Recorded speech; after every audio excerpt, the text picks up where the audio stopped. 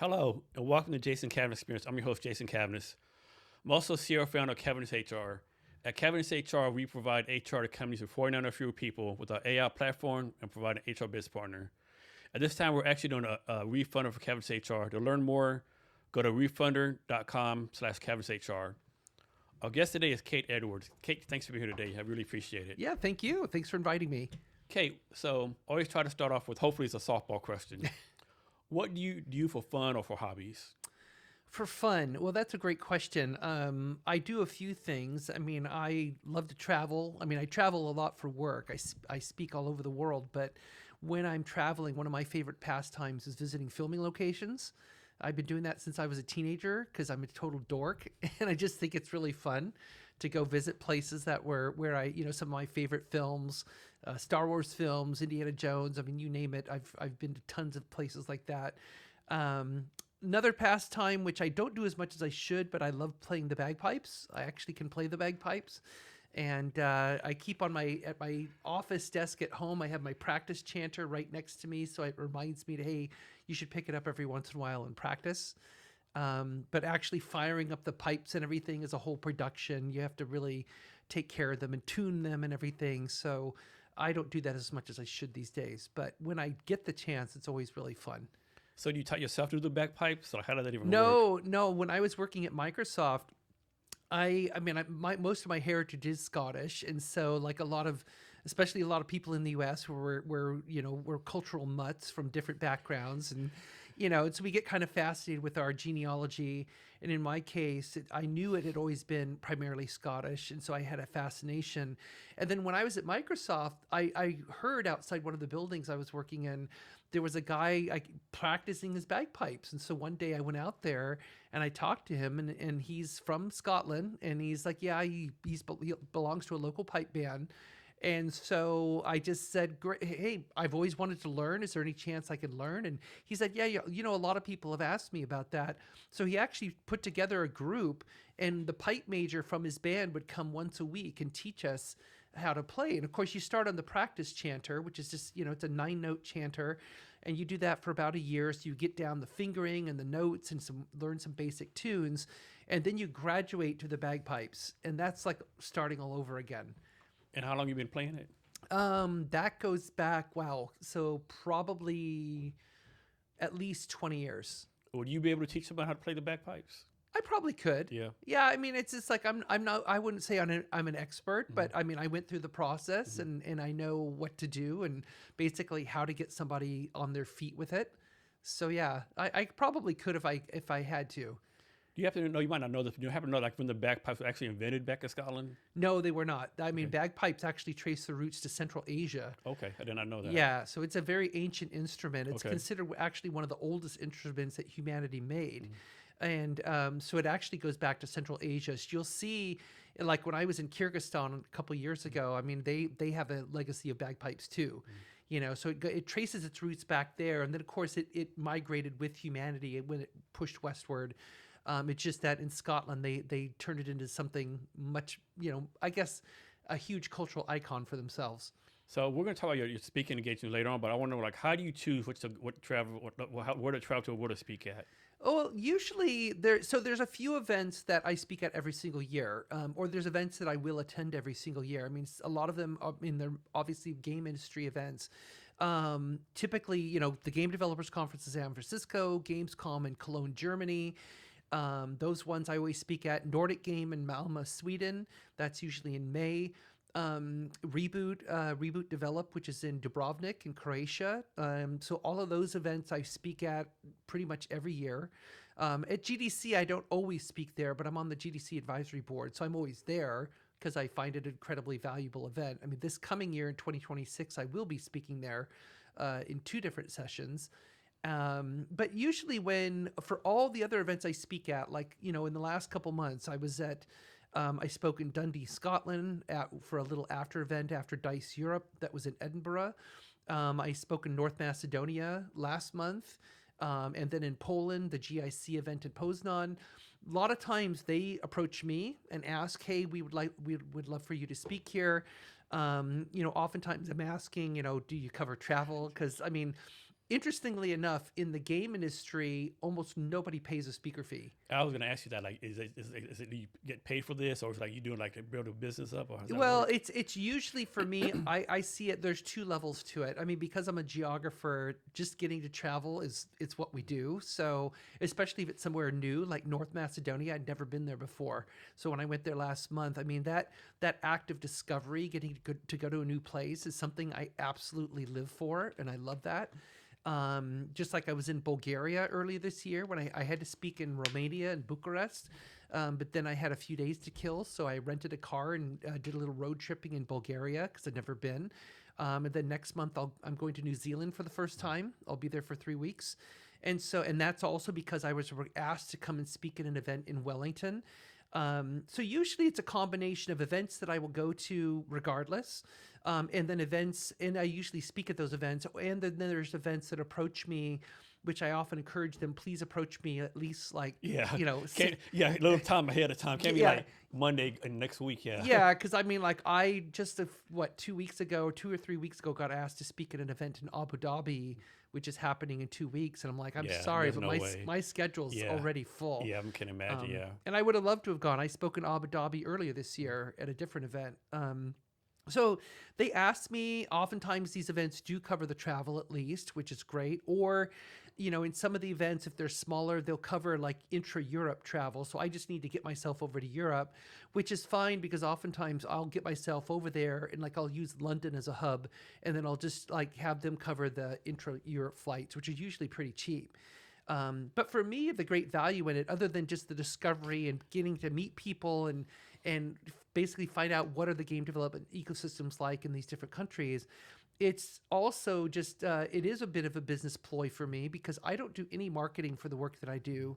So most all of it's word of mouth. It's either word of mouth or after I give a lecture in an event, somebody comes up to me and says, I think I need to talk to you because now I'm really worried about something we're doing in our game. So, and plus, honestly, I love public speaking. It's fun. I mean, I'm a baseline introvert. yeah. So Yeah. every time I'm on stage, there's a little voice in the back of my head that's screaming victory because I remember that, 15-year-old me who would rather die than go in front of the class and Same here. Yeah, read something. yeah. Like me, it's crazy. Like suppose you put me in a crowd of 100 people. I don't do no small talk, no networking. I don't really care what you're doing. But if someone says, "Hey, our MC didn't make it. Can someone be MC?" I'm like, "I'll do it. I won't have to know nothing about what's going on. Just I'll do it." Yeah. Yeah. I mean, but at this point, I mean, I've done it so much. I've given so many talks and I really enjoy it. It's really fun because to me, when you're public speaking, you're telling a story. That's really all you're doing. It doesn't matter what the topic is. I mean, there's a story arc, beginning, Yeah. middle, and end, and everyone loves a story. And so I always treat it that way, that I'm up there to tell a story of sorts.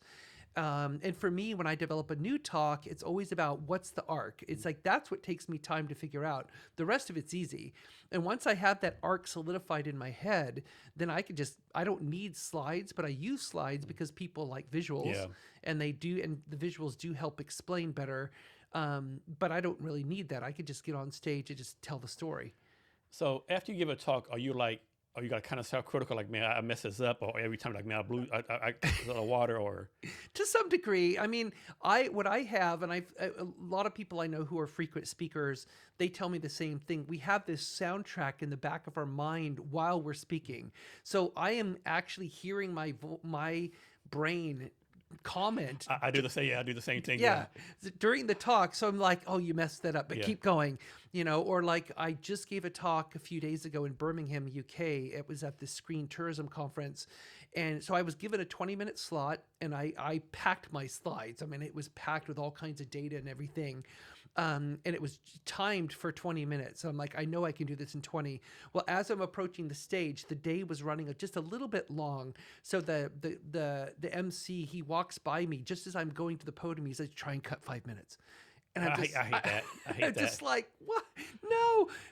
But I managed to do it in 15 minutes, which I was just like, I was moving. I was just like a freight train out of control. But thankfully, people in the audience said, no, you were still very clear. Everything was very, very present. I didn't miss anything. So I felt really good about that. But I was hypercritical in my head about that because I mean, there's certain things I had wanted to say that I just didn't get to because I was rushing. Yeah, I know last Saturday I gave like a pitch for Cavness HR, this Dream Venture. It's like 5-10 minutes long. And like when I gave it, like, man, like self-critical, man, this sucks. Like I didn't say that, I didn't say that. I forgot what I said. But everyone like said that's a great. You did great, Jason. I'm like, well, I guess they all can be lying, right? Yeah, I mean that's something you have to be comfortable with and I've tried to teach myself that too. Is just listen to the people. I mean, if they're complimenting you and feel that you did a good job, Yeah. just take it. Yeah. Just you could still be self-critical, Yeah. but don't beat yourself up over it. So when you give these talks, do like we'll say ABC gaming companies say, Kate, talk about these points, or they pretty much say, Kate, talk about what do you want to talk about? It depends. I mean, it depends. Like if it's a corporate gig, which I've done plenty of those. For example, Ubisoft, when they asked me to come to Paris, this was back just before COVID, and they wanted me to do a workshop on culturalization. So I did a 2-day workshop for them, which was tailored to them. Which was interesting too, because in my opinion, they already do a great job of that. They're one of the better companies when it comes to that kind of work. So I did ask them initially, like, why do you want my help? Because I think you already do a great job. And they said, well, we just want to get better, which I could appreciate that. So the material I delivered to them was, I would say, a bit more advanced than I would to just anybody. It's not like 101 entry level kind of stuff, because they really wanted to kind of get into the nuts and bolts of how you do this work. So for a corporate gig, it's up to them. Like, you tell me what kind of message you're going for, what's your goal. I always ask them that, because I want to know, what do you want out of this? What do you want your employees to walk away with? And for an event, though, it's usually like whatever. They're just like, sometimes they'll ask me, though, like I've had some events like, hey, could you give a talk about this topic or focus a little on that topic? But generally speaking, they just let me speak on whatever they want, whatever I want. Okay, what's the place you traveled to and you just had a great time, wonderful time? But most people are like, you had a wonderful time where? Like, like, are you sure you had a wonderful time at this place? Well, I mean, yeah, I mean, I just spoke in Mexicali at an event called GamaCon, which is a great event that's been going on for many, many years. It's a smaller event, but they do a fantastic job of running it.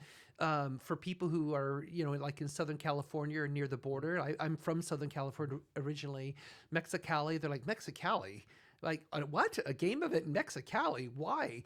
I'm like, no, it was great. We had a great time. It was a great crowd. We had really good interactions with each other. That's one of the places they didn't expect. But then, like I just mentioned, Macedonia, being in North Macedonia, there are people like, where were you? Or like last year around the same time, I was in Albania. And people are like, wait, I think I've heard of Albania. Where is that? And I'm like, well, it's next to North Macedonia. Albania, Kosovo, Serbia. Yeah. Right, yeah. Yeah. And Albania was a phenomenal experience. It was so not what I expected, because I grew up learning about the Albania of the past with Tito in control and, hardline communism and everything. It is so different than I imagined. What's a place you haven't been to yet that's on your bucket list? Well, New Zealand next month. That's a big one. Okay. So, but I'm going there, so I'll kind of put that on the side. I really want to go to Antarctica, really bad. Yeah. But I know friends who've been there, but they took like the cruise, that goes from like Chile or New Zealand, where you like dip your toe on the peninsula or something. I'm like, if I go, I'm going to the South Pole. Yeah. I'm going all the way. Yeah. It's like I don't want to just step foot on the peninsula. You don't want just photos. You want to be in the photos on the continent. No, I want to be at the actual South Pole. That's what geographers do, like standing on the equator, which I've done, or standing on the prime meridian, things like that. That's what geography geeks do. So how did you go from geography, which is kind of completely different? I guess you could say it's kind of similar, but how did geography like transfer to what you're doing now? Yeah, so what was interesting is that, my career path was kind of a weird one, but I think a lot of us do this. We experiment when we first start, down our career path. For me, right out of high school, it was being an astronaut. I really wanted to be an astronaut because I was 4 years old when we landed on the moon. And I remember watching it on my grandma's TV like it's yesterday. And that really impacted me. And I'm like, that's what I want to do. I want to do what they're doing. So I did aerospace engineering, and the calculus just killed me. I'm too right-brained for that. So I had a lot of artistic skill, though. So I switched my major to industrial design, because I found out that many of the artists at Lucasfilm, conceptual artists, especially in storyboard artists, that was their background, was industrial design. Because I wanted to get that style, like how do you do storyboards like them or do conceptual art? And so I went to industrial design at Cal State Long Beach in Southern California, because actually many of those artists at Lucasfilm, that's where they went in that program. And so I did that for 2 years. I really improved my technique. I kind of got that style down. But then I got a little bit disenfranchised with the department and how it was being run. And I one day I was just like, I've always loved geography. I've loved culture. I love travel. I mean, my parents were public school teachers, so we were road tripping every summer because they weren't working and we were out of school. So we were road tripping all over the place. And so I just said, and plus I said I could use my artistic skill for cartography and make maps. And it was really Tolkien's map of Middle Earth is what inspired me, because I'm like, he used cartography to bring to life something completely fictional. And I'm like, that's what I want to do. That would be fun. So I just, on a whim, literally on the way to a John Williams concert at the Hollywood Bowl one summer, is when I made that decision. That I was just gonna go in, change my major to geography, and that's what I did the next day. So then I did that for 2 years, finished my bachelor's degree and a certificate in cartography. I worked for a year as a production cartographer at Thomas Brothers Maps in Southern California, the old map books that people used to have, especially on the West Coast, back before Google Maps, when you'd open up to the page and look for like the grid, like B4, and say, yeah, my house is in B4. So I worked there, and then I just decided I don't want to do production cartography all my life. So I wanted to go to grad school, and that's what took me up to Seattle, the University of Washington. They accepted me under a teaching assistantship for 2 years, so everything's paid. So I went to Seattle and finished my master's degree, which I did on the subject of using virtual worlds technology for cartography. Because one day on campus, I just happened to literally run into the team that was setting up the Human Interface Technology Lab on campus. Wow. That was run by Tom Furness, who was the inventor of VR. He retired from the Air Force, and he became a professor at the University of Washington and set up this lab. And I ran into him and his team, and they're like, I'm like, what are you guys doing? And they're like, we're setting up a VR lab. I'm like, what's that? Like virtual reality.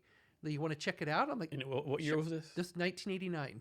I'm guessing if you were like, you're like 5 minutes late, 2 minutes late, like some minor changes, like. Yeah, there's a little building on campus called the Wilson Annex, which is behind the engineering buildings, and that's where they were setting up the initial HIT lab, was at the Wilson Annex. Back in 1989. 1989.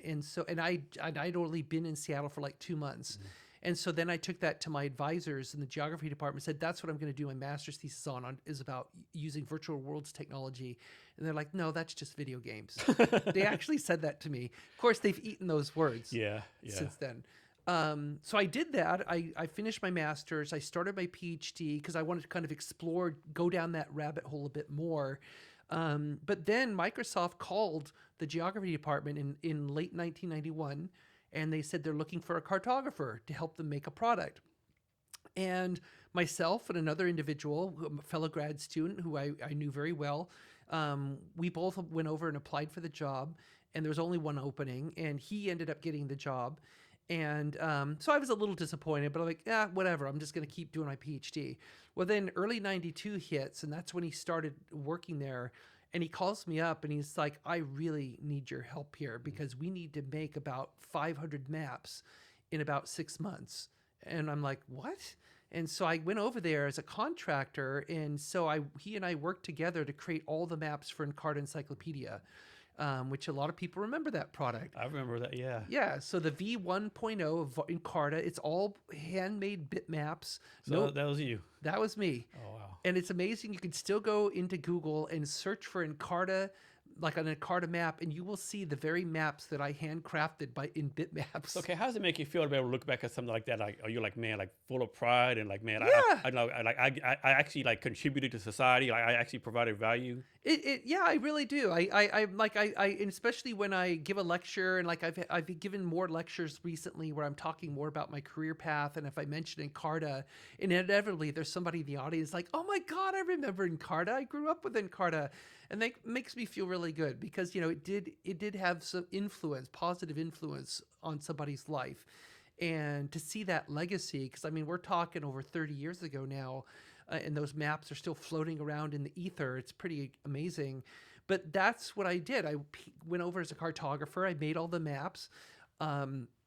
And then I said, okay, well, that's it. My 6-month contract is over. I'm going to go back and just work on my PhD. And back then it wasn't like, hey AI, do this math for me. No. You had like actually like you like manually make it, right? Yeah, well, even now, AI sucks at mapping because I've experimented with it. But so yeah, I just said, well, I'm just going to go back and work on my PhD. Well, then they extended my contract. They said, well, no, now we need your help on this project over here. I'm like, okay, sure. Well, it's really good money, and I'd recently gotten married, and I'm a starving grad student, so of course I'm going to keep doing the work. And so I just kept saying, yeah, sure. So I was doing my PhD or trying to do it while I was basically full-time contractor at Microsoft. And so that happened for 3 years. I was a permatemp at Microsoft, one of those permatemps who eventually ended up in a class action lawsuit against Microsoft and won. Oh, nice. Because they were treating us like full-time employees without any of the benefits. Yeah. Because it was crazy. Because in the 3 years before I got my headcount position there, that I saw some people basically almost retire because the stock was splitting like every few months. It was insane how the stock was going back in those days. So, and I just watched this happen as I was taking my little contractor salary. But I would never do anything for money. That's not motivating me to do what I do. It would have been nice though. But all those extra overtime hours I had as a contractor actually helped us put a down payment on a house. Nice. Which we bought in 1995. So, and I still live in to this day. So back to geography. Like I think Americans, of two-part questions. Americans are either famously or infamously known for like not knowing anything about geography, Yes. right? Yeah. Is this only Americans like that? Or is that everyone in the world like kind of like bad on geography? Well, let me put it this way. I've been asked this question a lot, and it's the way I like to answer it is that there are flows of ignorance around the topic of geography. That'd be a good meme. Yeah. That'd be a good meme right there. Yeah. So, and the way I see it is that on the topic of geography, it's not so much that it's just people in the U.S., although we tend to be more heavily influenced by the lack of teaching of geography in this country. And that's part of our isolationism as a country, that goes back decades or even longer. But, when you live in Europe or you live in somewhere in East Asia, for example, your lives are every single day influenced by the countries around you. And so you really need to understand what geography is. And so, that's why a lot of these other education systems outside the U.S., they emphasize geography because it really does impact them. Whereas the U.S., in its position in the world, both literally, physically, as well as politically, it puts us in a different sphere, so to speak. Not necessarily a good one either. Because I think isolationism, both physical and political, is a really not a good trend. I agree. Yeah, I agree. So what I see, though, it's more about today, especially with the advent of technology, especially with the web and with cell phones and smartphones and everything. What I see is now it's about the more developed a country is, the more disconnected a lot of people become from real world geography. And the more obsessed they get with technology and have their heads down on their phone and they rely only on a certain mapping platform or whatever, they just become, basically, in a way, I like to use the phrase willfully ignorant of geography, because they're like, why does it matter to me? I can just pop open Google Maps and look at it up there. And it's like, yeah, but if I hand you a paper map, do you know how to read it? And they're like, no. It's like, well, why does it matter though? I've got my phone. It's like, well, what if the phone runs out of battery? Yeah. Or what if there's an EMP burst and no technology works? Exactly right. They're like, I don't know. So yeah. Is this true? I remember reading somewhere recently where it says like we've mapped more of the moon in more detail than the ocean. It's true. Okay. Yeah, it's absolutely true. To me, that's batshit crazy. It is. I mean, and part of it's a technological barrier. I mean, trying to map the ocean's floor. I was part of a project to do exactly that. A mapping project where they were going to have like extremely sensitive. There's a water for you if you need some water. Oh, great, thanks. Extremely sensitive radar to go in and try and map the entire ocean floor. But that takes a lot of money. I mean, plus that is a long-term commitment. You're not going to do that overnight. It's not like having a satellite circle the Earth in 90 minutes and there, boom, you're done. It's going to take years and years to do this. It should be done. It's really important. I mean, it's true that we have spent a lot of money on space, which I'm a huge fan of, but there's a lot of things we still don't understand about our own world. So, you want to be an astronaut. I'm sure you do a lot of space gaming things. Oh yeah. So talking about going off the rails, what's your take on aliens? Do you think they exist or? I mean, possibly. I mean, it's just like there's what we're seeing recently with like the Tic Tac ships and stuff like that. Yeah, I mean, I don't have an explanation for the that. Atlas 3, whatever it is, they said this asteroids they Yeah. move on like a ship or something. Yeah, I like mean- the law of physics didn't apply to it. No, it just like I've always kept an open mind about these things. I mean, I like back in my undergraduate school days, I was huge into cryptozoology about Sasquatch and Loch Ness monster and all of that stuff. Exactly right. I don't dismiss those things out of hand. I mean, because can we definitively say they don't exist? No, we can't. No. I mean, even with Sasquatch, I mean, back when I was here at the University of Washington, I made a few trips up to Harrison Hot Springs in BC in British Columbia because that's where John Green, the preeminent Sasquatch expert, lived. And he had tons of data. He was a former journalist and he became a Sasquatch investigator. And so I visited him a couple times and had great discussions with him about the topic. And he shared with me the data that he had, and he had already gone through countless thousands of sighting reports from all over North America, and he was kind of determining which ones were plausible versus not. And so he gave me the data for all the plausible ones because my intention in grad school was to actually map those against known habitats or known environmental data, because then if you see a pattern, like if the sightings are happening, for example, in a certain kind of flora or at a certain altitude or in proximity to a body of water, things like that, if you can actually map out a pattern, then guess what? You might have an actual animal because it's following a habitat, which is what we see of most other life forms on this planet, except for humans. But I never really got that finished because I got too busy at Microsoft. I got too busy at grad school. I still have all that data somewhere. I would love to sit down and do it, although it's quite out of date at this point. I know some people will say there's no way Bigfoot can exist because how can something exist all these years? Like, have you been to the woods? Yeah, Like exactly. You can get lost. You can get lost in there forever, and and the woods are deep, and if they're trying not to be found, whatever. Yeah. Well, I mean, I think that comes with where we are as humanity. I mean, with our technology, we have a certain arrogance about what we think we know. And I like living in a world where there's a lot of unknowns.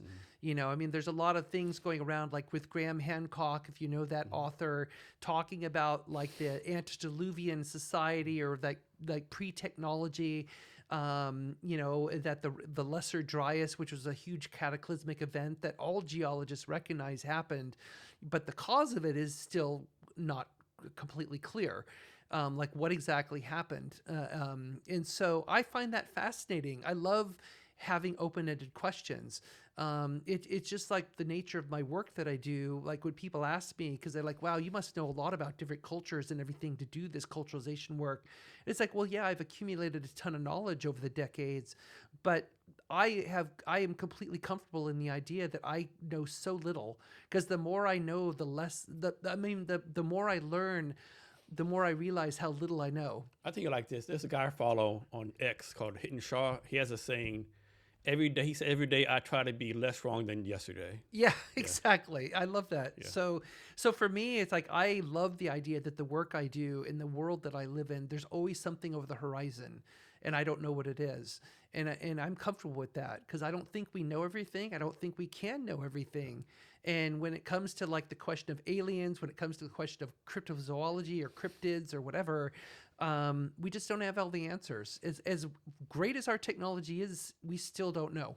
There's another thing too, like, if you go back generations, like back in the day, they thought, the earth was the center of everything. Like every generation, smartest people are proving like really dumb, right? Oh yeah. Like what do we know now that we like, oh man, this is like the best of the best. Like in 20, 30 years, like look back at us like, you big dummy. Like how can I know that, right? I just wonder like what's that going to be, right? Well, I always find it fascinating because I often see a parallel like with the history of cartography. If you see how cartography evolved and how, thanks to the Arab populations who maintained science and maintained knowledge growth during the Dark Ages in Europe, I mean, they're the reason we have so much of the technology and understanding of the Earth we have today, because while there was progress, like under Ptolemy, where we had a world map and a projection of the known world at the time that was actually pretty accurate for its day, or Eratosthenes, where he calculated, the circumference of the Earth by measuring the distance between two different wells in the shadows,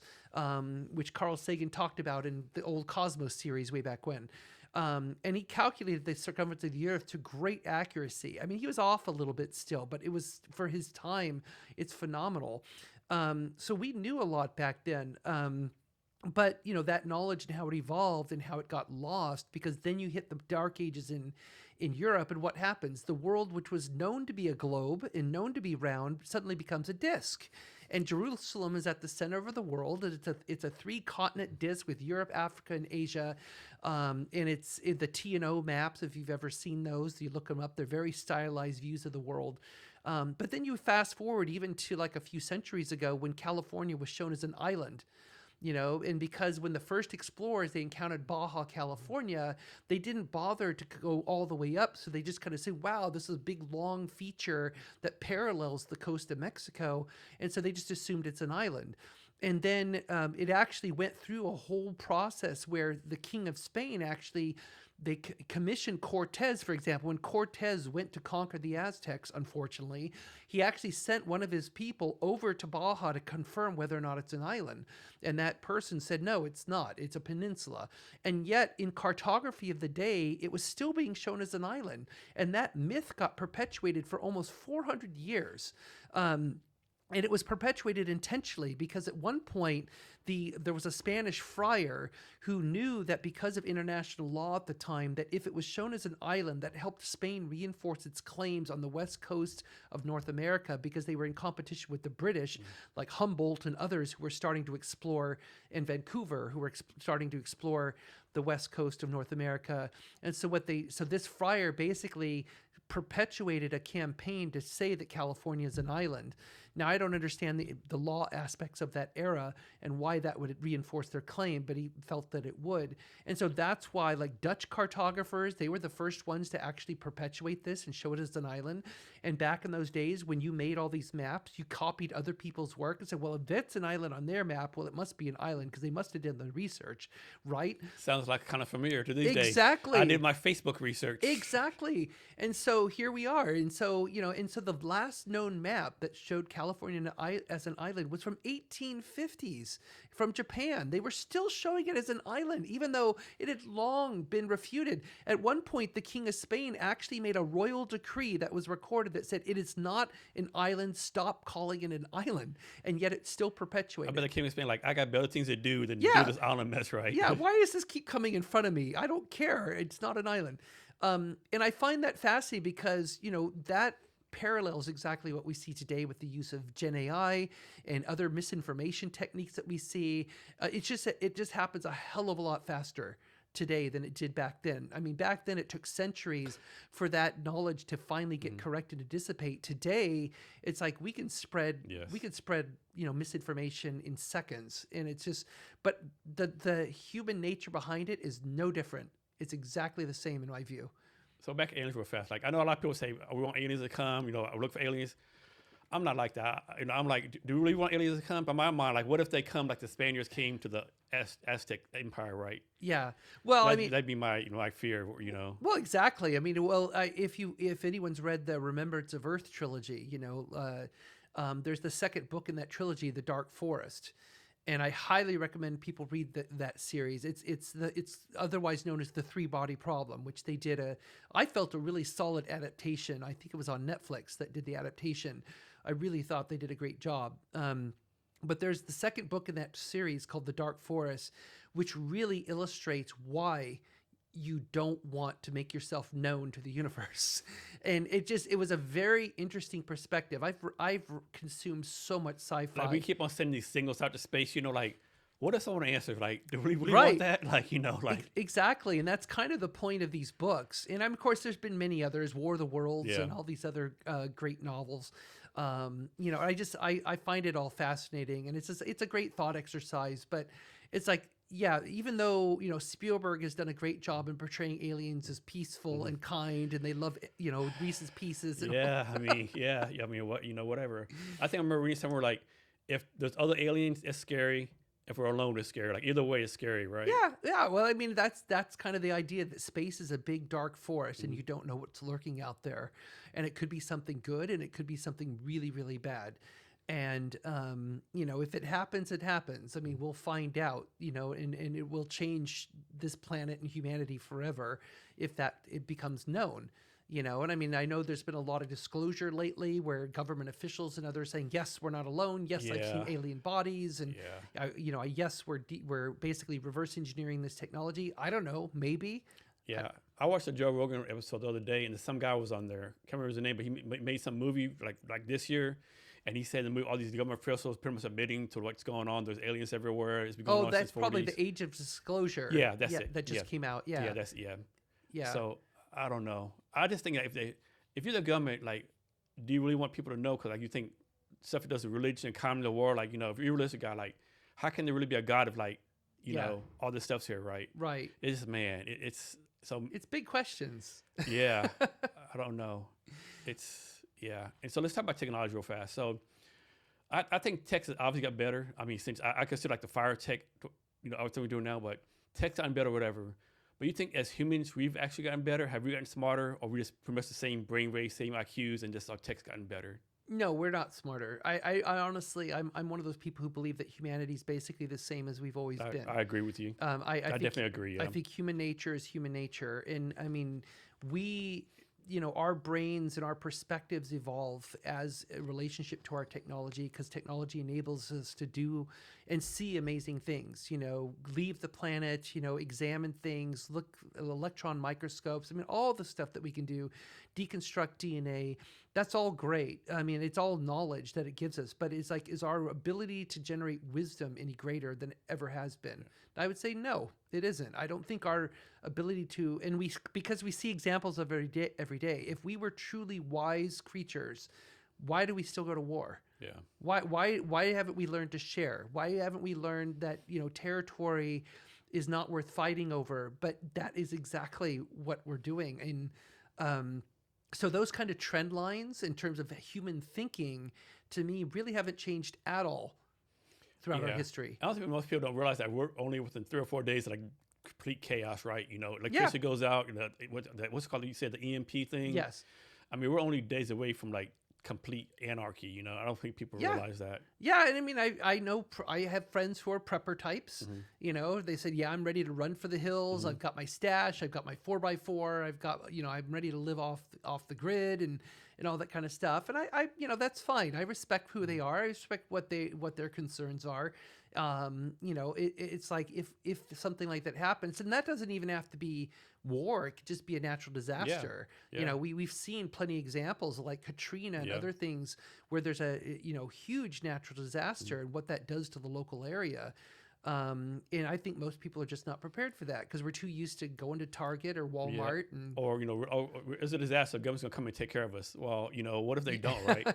Exactly. What if the government feels like their family's affected too, and they decided instead of helping the people, I'm gonna go help my wife out or my family out, right? Well, I think COVID was a good example of that. Where, it was kind of priming us for thinking about what does it look like when you don't have toilet paper anymore.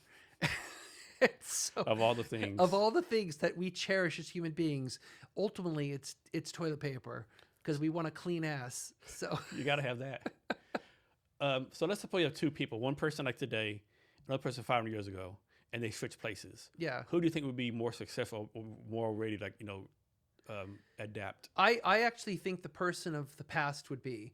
And the reason I think that is because a lot of times, I'm like, for example, I'm a huge fan of the Dune novels.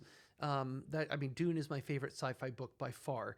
And there's one of the reasons I like it, not just because of all the kind of culture and geography and spiritual and all the different threads and political threads that are interwoven, that I think Frank Herbert did such a phenomenal job. But it's also because, in the Dune universe, there's something they go through called the Butlerian Jihad. And what that is a rebellion against AI, and it's a rebellion against an over-reliance on technology. And I'm not saying we need that now, but the end result of it, what I find fascinating in the Dune universe, is that humans have been optimized in their fighting ability, so they don't even fight with like guns, and not necessarily in that, because they have the personal shields. And so that kind of made it so that now what you have to be good at like actual like knife combat and sword combat like back in the old days, because bullets can be deflected, or bullets aren't not as effective unless they're a certain kind of special bullet. I don't want to go down into the geeky rabbit hole here. My point being, though, is that Frank Herbert saw a future where, because of a rebellion against technology, we had to optimize our own brains. That's why you have mentats, human computers, so that they are trained to basically do the job of a computer with the human brain, which is a pretty damn powerful tool that we know that we don't really utilize at its fullest at the moment. So if you take that kind of concept today, I mean, I think even 100 years ago, people were far more learned than they are today, you know, in terms of what they retain, because we did not have the crutch of technology. No one remembers the phone number now, right? Right. I mean, why would you have to? You don't need to. You don't need to. It's in your phone. You know, and it's just like I kind of feel this to a certain degree, because myself being born in 1965 and I'm 60 now. I mean, I grew up long before technology. I mean, it was like about in the middle of my life, basically, or almost to the middle of my life, where technology became like an absolute daily necessity. You know, using the internet, using computers, using all that stuff, using a cell phone. And so there's half of my life, you know, which I'm like, I remember what it was like, you know, and I'm not saying it's better or worse. It was different though. But what it was good different about it is that I had to rely on my own knowledge and my own understanding and my own, and like actually doing research, like going to a library. What's it called? What was it called? The Dewey something system? The Dewey Decimal System. Yeah. Little cards and stuff, like, cross-referencing. Exactly. So, I mean, I grew up in an era where we were taught how to do actual real research, like hardcore research, not relying, there was no Google search. You actually had to spend time reading stuff because it was not digital. And I mean, that developed a certain kind of mechanism in your brain to be able to do a lot of critical thinking on your own. And so I think to a certain degree with technology, we start to lose that. That doesn't mean we're not capable of being like that. We can be. But I think, you know, when we use technology as too much of a crutch, it does, you know, lower some of our abilities. And I mean, cartography is a perfect example. Cartography has gone from paper maps to now Google Maps and all those, which I've helped create. I helped Google for 6 years. And so cartography now is too easy, but it's great. It's great that we have that ability. But I mean, people can't easily read a map. They don't understand directions. Like if I take your map away and take a phone away, do you still know how to get home? It's like, no, I have no idea. Well, you know, which hemisphere are you in? You know, which direction is the sun from you? You know, there's very, very basic ways of navigating, you know, by the stars or by the sun that most people have no clue, not a clue. They're like, they have no idea that even by that simple reckoning that you could still find your way around. I'm wrong. Don't the water and the rivers flow like a certain way also? Yeah, there's that as well. I mean, the rivers flowing to the east and the west, depending on where you are. At least with the continental divide here in North America, moss growing on the south side, I forgot about that side one. of trees. I forgot about that one. There's all kinds of natural cues that we can hone in on, but we're not taught those anymore. You know, and it's like what I liked when I was learning cartography is that because it was pre-digital, not only did I have to draw the maps with ink on Mylar, so that you had to internalize the design process because you do not want to have to fix the map. You don't want to have to go in and fix ink on Mylar. Trust me, it's a total mess. So you have to internalize the design. Your brain becomes the design studio before you commit anything to that Mylar. So when I left Microsoft, my first job, I was asked to take over the cartography course at University of Washington because I was the TA for it years earlier. And because one of the professors had left the college, and so they asked me to fill in, which kind of helped time my departure from Microsoft after 13 years there. And when I took over the class, I had 90 students, and they had mapping software that they used in the lab section, and nobody really understood the design principles of cartography. And so I said, you know what? We're not going to use the software for the first couple lab sessions. I'm going to have you do it on paper. And there was a lot of groaning and moaning, like, oh God, I don't want to do that. I'm like, that's how you have to learn the technique and internalize it before you can actually use the software, because the software is only feeding you a specific way of doing the design, the way that it was programmed to do.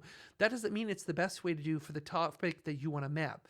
And so I also, one of the things I did in that course is I taught them the history of cartography on day one. So I said, you are entering one of the world's oldest professions, map making. And so I want you to understand that you are the continuation of a legacy that started at least 5,000 years ago. Many times when I'm in London, like I was just there, I just came back a couple days ago. I like to visit in the British Museum. There's the world's oldest known map from Babylonia. The map is roughly, I think, about 4,000 years old, and it's being held hostage. I mean, it's being kept in the British Museum, and it's phenomenal to see, and it's just like, this is the earliest form of map that we know.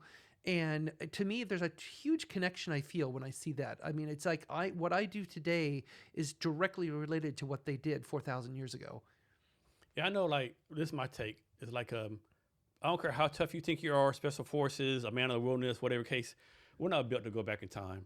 Yeah. I mean, like, all the diseases, all the fighting, everything, it'd be a disaster. Yeah, I think so. So, I mean, to me, it's just like, to go back to your question about, I think there are certain things that we would have an advantage over if we went back to the past, like 500 years ago. I mean, I think like medical knowledge, even basic medical knowledge, that our understanding of germs and bacteria. See, they're around the food, maybe don't eat the food. Yeah, exactly. So, I mean, that I think would be a tremendous advantage to us, and we could probably save a lot of lives with very basic. But then will they say, oh, you're a witch, right. Yeah. You're an evil magician, Yeah, I mean, you think about things like the Heimlich maneuver or CPR, being able to do those things. What witchcraft is this? Yeah, exactly. Then you say someone's life, you hanging up from the gallows. Yeah, oh yeah, there is that risk, of course. So, and I think even I think even Doc Brown said that in Back to the Future. He's like, at least he said it could have been a lot worse. I could have been like hung for being a witch or something. He says something like that, I think. Doesn't mean you always took a simple lighter with you, click, fire.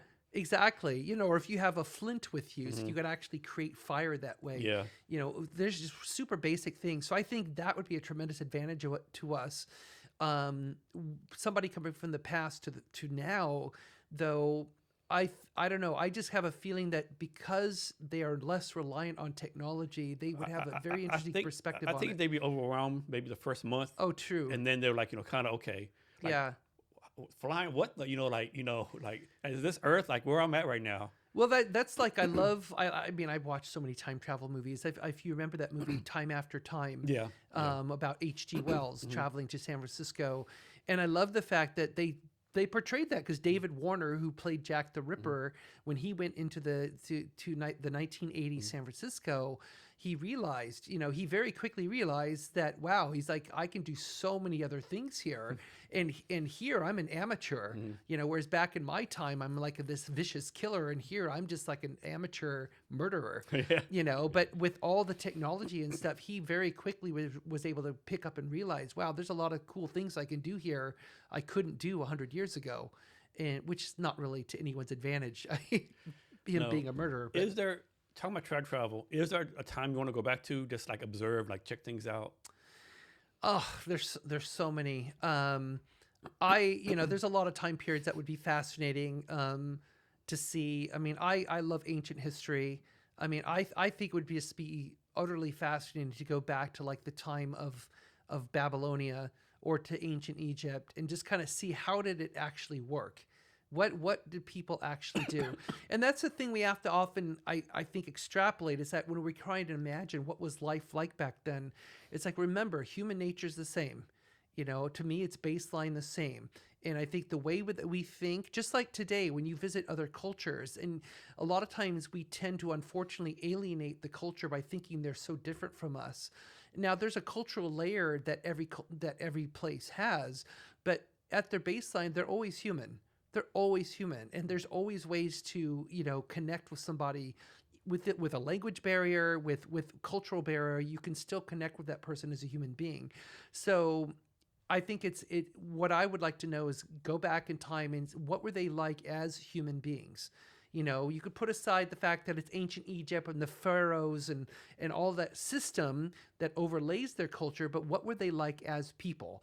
And I bet you would probably find out if you hung out for a week there, they're pretty much just like us. The same, yeah. They like hanging out. They like having a good meal. They, you know, they want Drinking some alcohol. yeah, they want the best for their families. You know, they don't want to be oppressed or mistreated, and you know, just kind of go about their lives in peace. Yeah, so many things you go back and see. Like I'm always been fascinated with the Roman Empire. I would love to go back and see what happened to the library at Alexandria. They got burned up. That would be a big one. Like what was actually in there, you know? Yeah, I'd be pulling up a semi truck, taking everything out, and then going back to the future. Yeah, it's just so many things. Like what knowledge was lost, you know? Yeah. Like I know the pyramids. Like how did they do that? You know, like you know. Yeah, exactly. Watch the pyramids get constructed, you know, and who did it. So, you know, and then like more recently, there's like that site, really ancient site, Göbekli Tepe in Turkey, in Eastern Turkey, which we don't really know a ton about. You know, it'd be fascinating to go there and say, who were the people who actually built this and why did they build it? Because apparently not only did they build it, but then they intentionally buried it. Yeah. It's like, why? It's like that. Another good one, like, where's Genghis Khan buried at? Yeah, exactly. So, yeah, there's a lot of fun things with time travel, but, you know, it's like, yeah, you could speculate forever. Have you ever thought about this? So you're gaming a lot. Have you ever thought about this, that we've gone from, in our generation, from Pong to where we're at right now in just like 50 years, you know? It's crazy. It's It insane, is. right? I mean, because I remember Pong. I think I was about 7 years old when it showed up in a store near my house in Southern California. And when my friends and I discovered it and riding our bikes over there, it was just like, I mean, I liken it to the scene from 2001 when the monolith showed up and the ape supposedly evolved from the monolith being there. And I tell people that seeing a Pong machine was like, that was for our generation. You know, we're like touching it, we're playing it, we're like, oh my God, what is this amazing device? And I mean, it's just like, I know for myself, I was forever in love with games ever since then, because then they replaced it with something else and then something else. And of course, then by my time I was in high school, I went into high school in 1979. That was the start of the golden age of the arcade. And so because we had no internet, we had no cell phones or any of that. I mean, all the social network happened in the arcade, you know, breakups and get-togethers and planning, you know, social activities and, you know, seeing the best and worst of high schoolers all took place in the arcade. Give me some quarters. I need some quarters. Yeah, exactly. And then, you know, the whole etiquette of placing a quarter on the machine, which means you're next, you know, which I've done with some younger people today at an arcade. And they're like, no, I'm fine. I already have a quarter. I'm like, no, this means I'm next. Yeah. When you die, I'm next. Yeah. I found the statement. I wish I remember where I found it at. I know, of course, I do. I stalk my guests, whatever. Yeah. Somewhere it said, Kate Edwards is legend status in the game industry. How do you feel about that statement? It's humbling to have somebody say that. I've heard that said of me more than once. Somebody just said that yesterday on Facebook to me, and I don't know how to feel. I don't know what makes a legend, honestly. I mean, just longevity. I mean, this is my 32nd year working in games. There's a lot of us who've been around that long. I mean, especially now as game development has been around for quite a while. Like you pointed out, it's just like there's a lot of us who are getting up there in our veteran years. And I don't know what makes a legend. I mean, to me, it's like I did start something in the industry that I don't think anyone else had, which is the culturalization aspect. To this day, I know a few people who kind of do something similar, but it's not exactly the way I do it. But then I think also, you know, the years I spent running the International Game Developers Association gave me a certain level of exposure and notoriety, especially because it happened to dovetail with the Gamergate issue 10 years ago, which I spoke out about. I spoke against it very loudly, which got their ire directed at me for 2 years straight with death threats and harassment from that group, you know, which was something else to deal with. And, but, you know, I kind of felt a responsibility that somebody needs to speak up about these things. Somebody needs to defend not only women in the game industry, but anybody who's underrepresented in the game industry, that we have a right to be here as much as anybody else. And of course, anyone who looks at the history of video games, they know that women have had a direct, pivotal role in many of the games that have been made, including like Roberta Williams, going way back to the early arcade games. So I guess through all those activities, it's given me a certain level of exposure. But I don't know if it's just that or the work, or it's the fact that I'm also willing to speak up, because I think that does also give you a certain level of notoriety, because I just didn't back down. I mean, I'm willing to speak up because one of the things that bothers me the most is injustice, and I will speak up about it and I'll act on it. And a lot of it's because I think there was a time where I made a conscious decision, I think it was about 15 years ago or so, which coincided right before the time I took over running the IGDA, where I basically decided, you know what, I'm that phrase that evil triumphs when good people do nothing. I'm like, I really internalized that. And I said, I am not going to be one of those people. I am not. If I see something go wrong, I'm going to do something about it. And I'm going to do the best I can. I can't change the world, but I can try and change my little corner of it, as best as I can, and at least make the effort. And so I really internalized that phrase. And I think that really drove me to basically stand up and speak up when you feel a need to. So I think stereotypically most people think of gamers like young guys, Yeah. So how have you been able to stay relevant being a female and like up in age?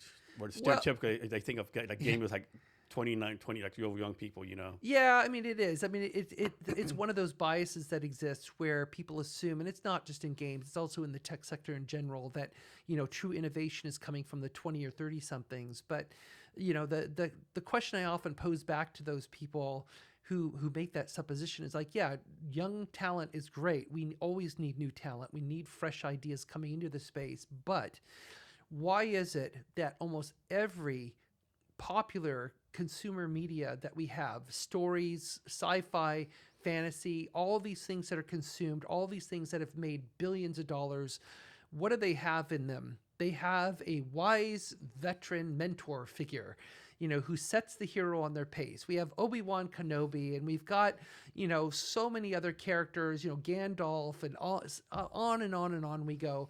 I mean, even plus sports, you have like a young sports team. They always bring like some grizzled veteran to show them the way, Exactly. They always bring in the veteran who mentors show them the way team. we do how to be a professional. Right. And so why is it, though, that in the tech sector and in games also, that a older person who's been around is like, well, you're irrelevant now. Your skills are irrelevant. It's like, why? Why? I mean, you firmly embrace the idea that there should be a Gandalf or Obi-Wan in Frodo's life or Luke's life. Yeah. I mean, they couldn't really do what they did in their hero's journey without them. So why is it any different? Why can't we as veteran, people in the game industry serve a role? I mean, I mentor tons of people who come into this industry. I mean, I was just in Berlin 2 weeks ago at an event, and one of the things I love that they do is they do a mentoring session, and I always sign up to participate. So I sit down at a table, and I had about 6 or 7 people there with me and had them fire away questions at me. What do they need? What are they troubled with? What do they need guidance for? And I love doing that. And just like at San Diego Comic-Con and WonderCon, its sister event, I've been running these, what's called the Gaming Creator Connection, which is a one-on-one mentoring event now for quite a few years. And so anybody from the con can come in there and sit down with a professional from the industry, because I recruit about 25 of my colleagues to show up and help. And they could sit down with this person and get mentoring. And they find tremendous value out of it. And these are most of these people who are mentoring have at least 10 years of experience in the industry, if not more. When you do this mentoring session, what have you found to be like the number one challenge for like new developers or new people in the gaming industry? Well, I think the biggest one really is it's like, well, how do I get a foot in the door? It's like, how do I make myself seen? How do I make myself stand out? Because, I mean, obviously there's a lot of people who want to work in the game industry today. And if it's not that question about how they personally stand out or become relevant, it's how does my game get discovered? And it's like, well, if we had a magic formula for that, then, somebody would be very rich right now. So there is no magic formula, but a lot of it is like, with an industry that's so large, and it is one of the largest forms of entertainment on earth, we make far more money than film and music combined and have for many, many years. Games are not showing any sign of slowing down. Despite even the macroeconomic challenges over the last few years, they still have not slowed down. And so there's a tremendous amount of interest for people coming into the industry.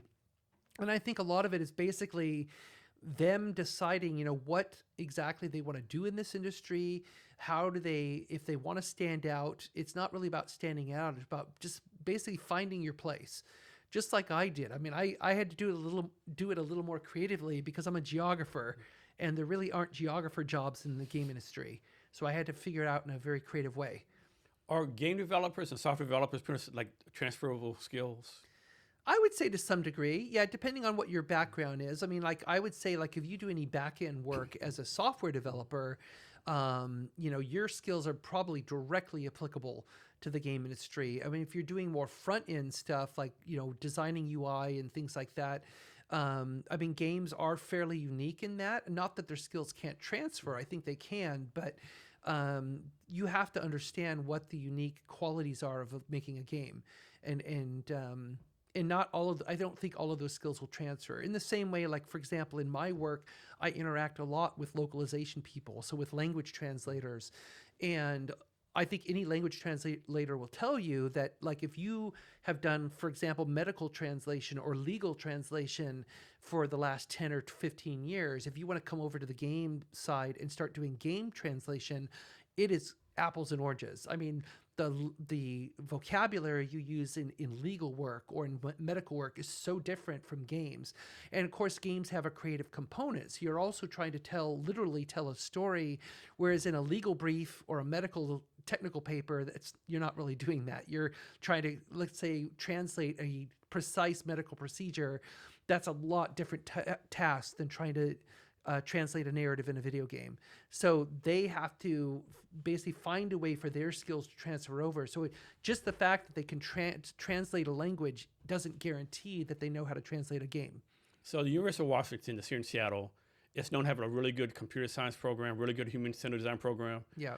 Is there any colleges that are known for having like really good gaming programs, the college or gaming centered degrees? Well, I mean, the ones that really stand out, obviously here in the area, we've got DigiPen, which is a private university. So there's DigiPen. Yeah. There's also the Academy of Interactive Entertainment here in Seattle, which is based right in Seattle Center. It's another great school that's local. When you're talking about bigger universities, you kind of like USC has a great program under Tracy Fullerton, a very strong game development program. I know MIT has a good one as well. There's a great program at SMU Guildhall down in Texas. They also have a very strong program there. There's definitely really good programs all over the country and beyond the country. Like, for example, I've done a lot of work at the Breda University of Applied Sciences, BUAS, which is in Breda, which is in southern Netherlands, closer to Belgium. And they have a phenomenal game program there. It's really very high class, well done. Is Seattle considered like one of the meccas of the gaming industry? Because you have all this stuff here. I would say so. Yeah. I mean, of all the global centers of game development, Seattle ranks very high because you've got. I mean, think about who's here. You've got North American headquarters for Nintendo. You've got Microsoft, Valve, Bungie, and tons of other ones. Probably Monsters. I mean, on and on. Like the list goes. There's a ton of companies here. You've got so much tech talent and so much game talent here. Yeah, I think sometimes we forget how much like stuff is here, right? I mean, I mean, like people forget about Trident Seafoods out of Bella, $1 billion company. Yeah.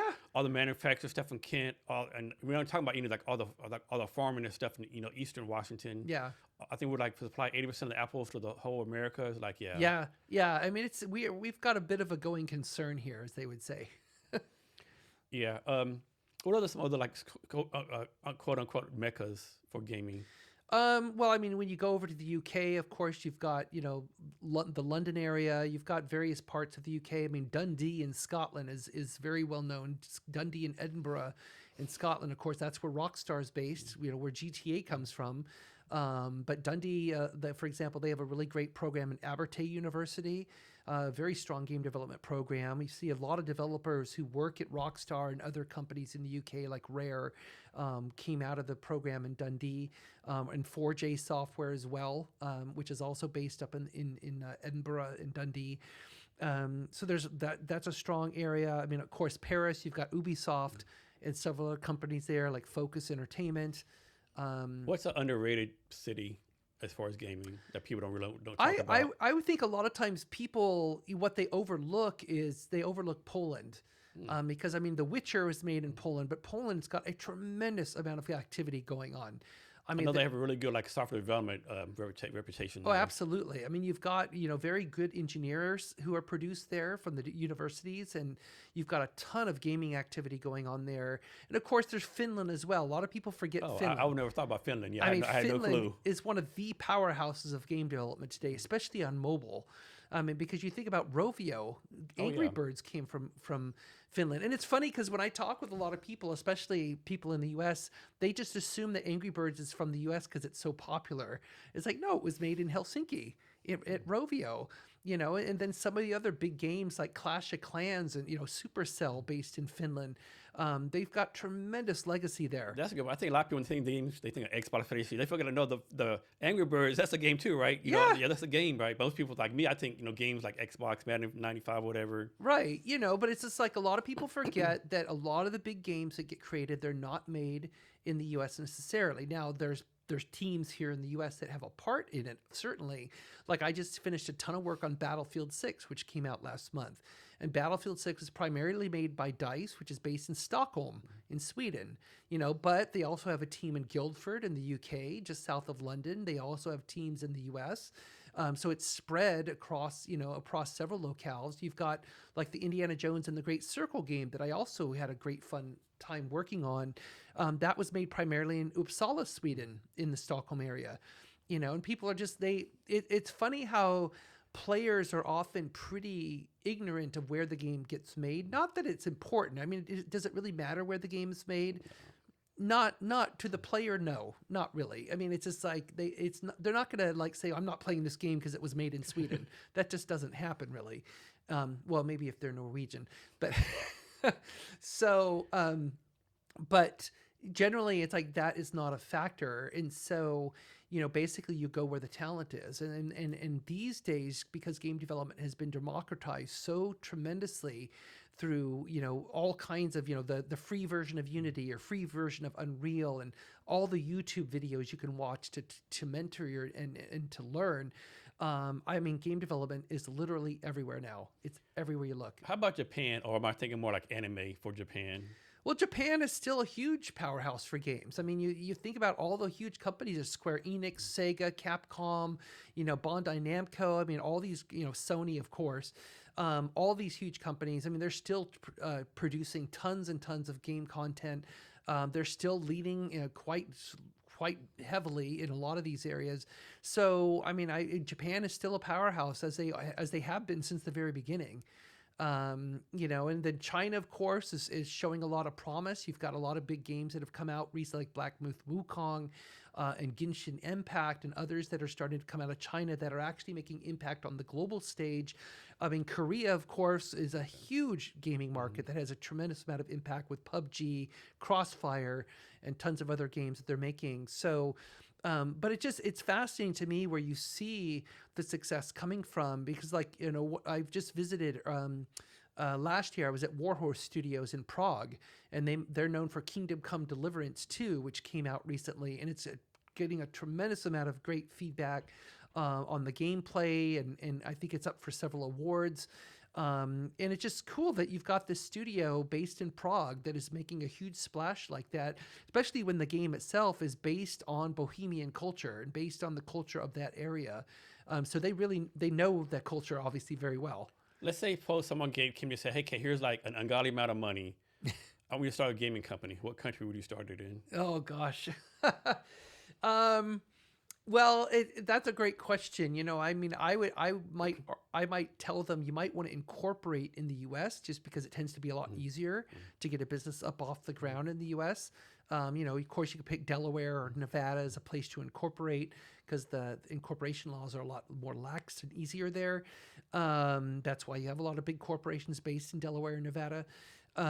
You could start with that route, but then in terms of where the talent is, that's the key, is that the talent's everywhere. And you really have to think about how you're going to amass the talent required to make this project that you want.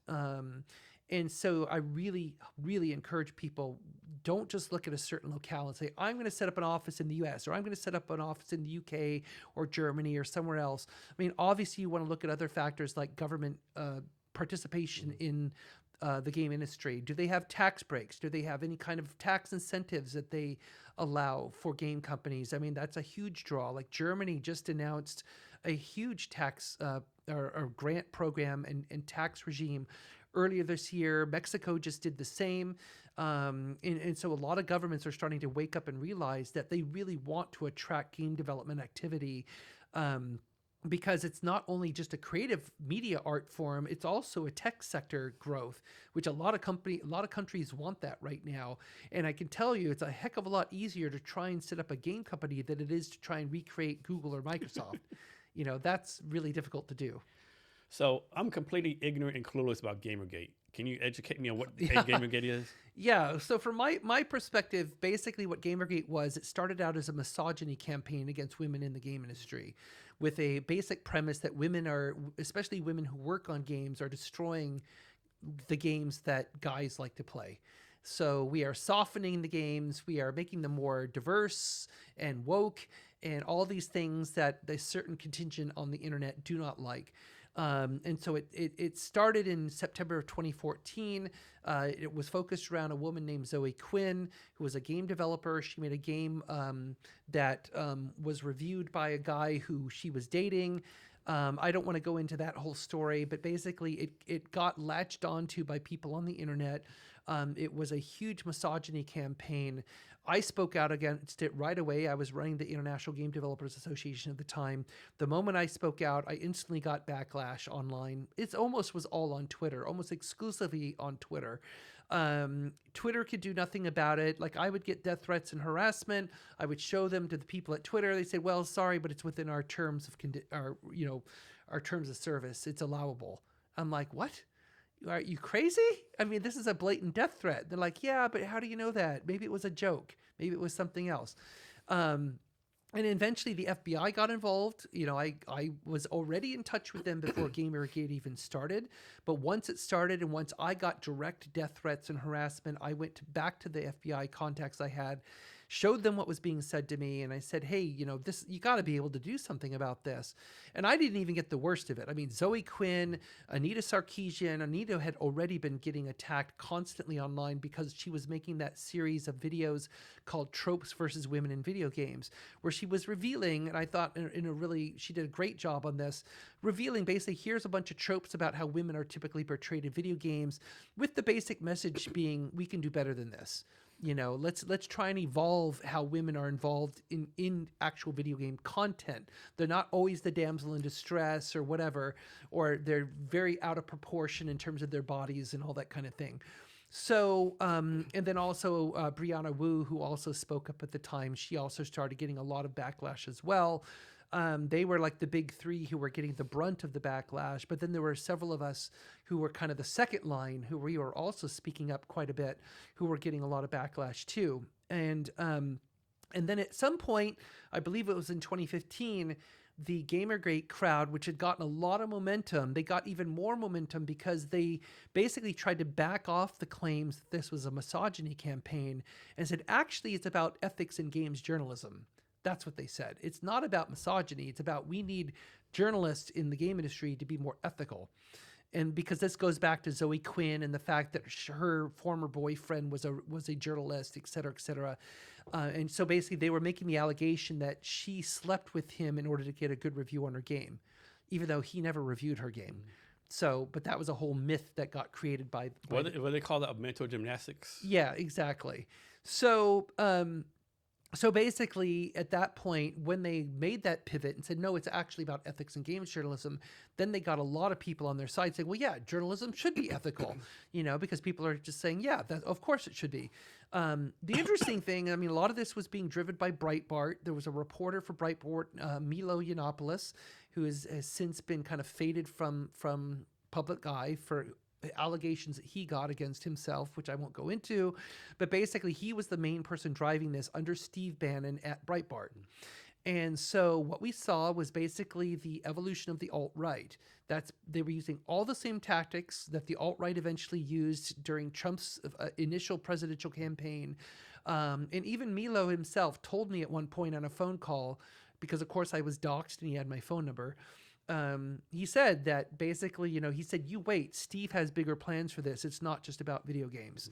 And sure enough, later that year, Trump got elected into the White House, and a lot of the Gamergaters were celebrating because they said, our guy won, we won the culture war.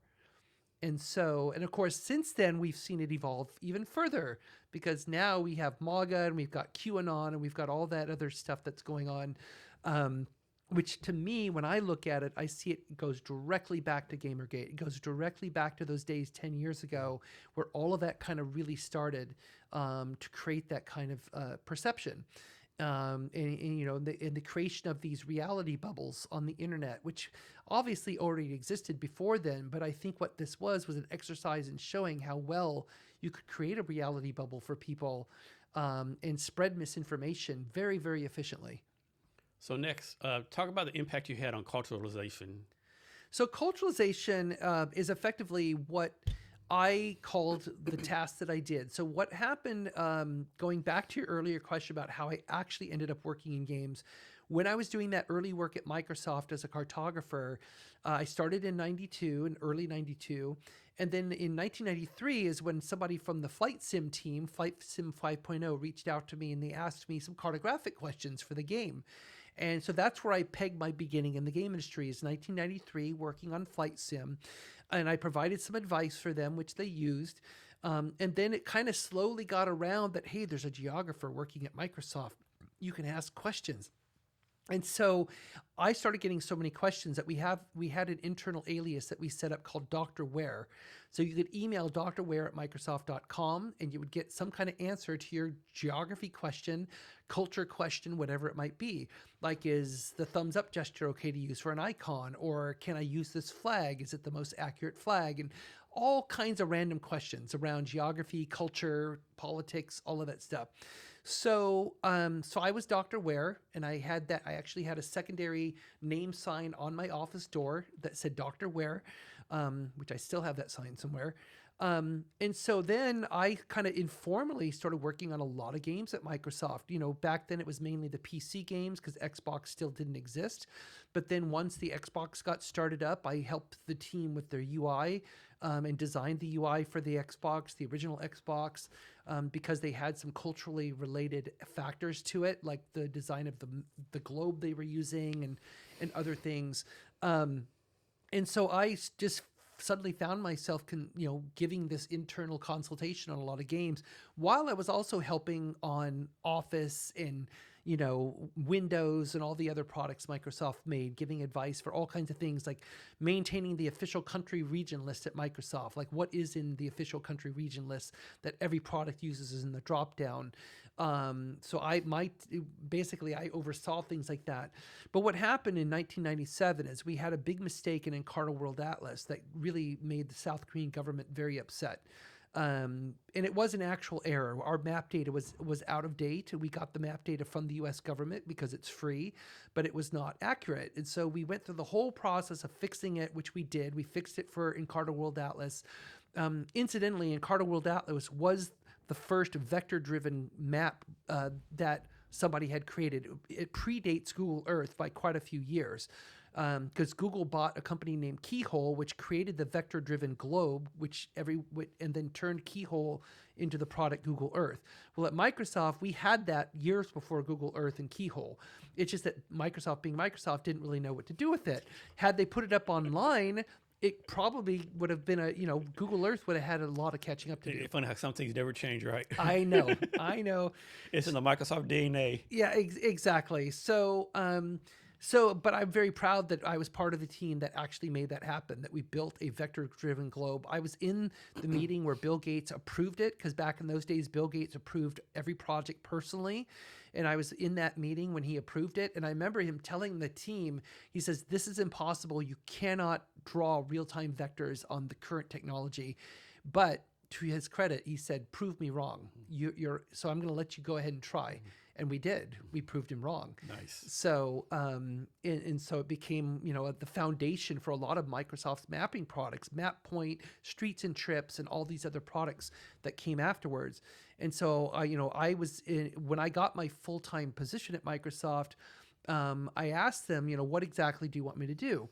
And they said, well, we really need somebody to help us navigate. How are we going to show Taiwan? How are we going to show Kashmir? How are we going to deal with disputed areas on the map? Because Microsoft was making this giant push into all these mapping products. So by late 95 is when I got my headcount position. They gave me a piece of paper. They said, write your job title and description on it, and we'll hire you into the role.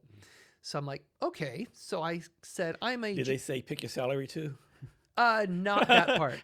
That part, they said, this is the level you're going to be, which dictated this is what your salary is going to be. And it was fine. I mean, I was like, yeah, I can live with that. But I called myself a geopolitical strategist. I said, that's what I'm going to be. I'm going to be Microsoft's geopolitical strategist. That's my job. And that's what I got hired into.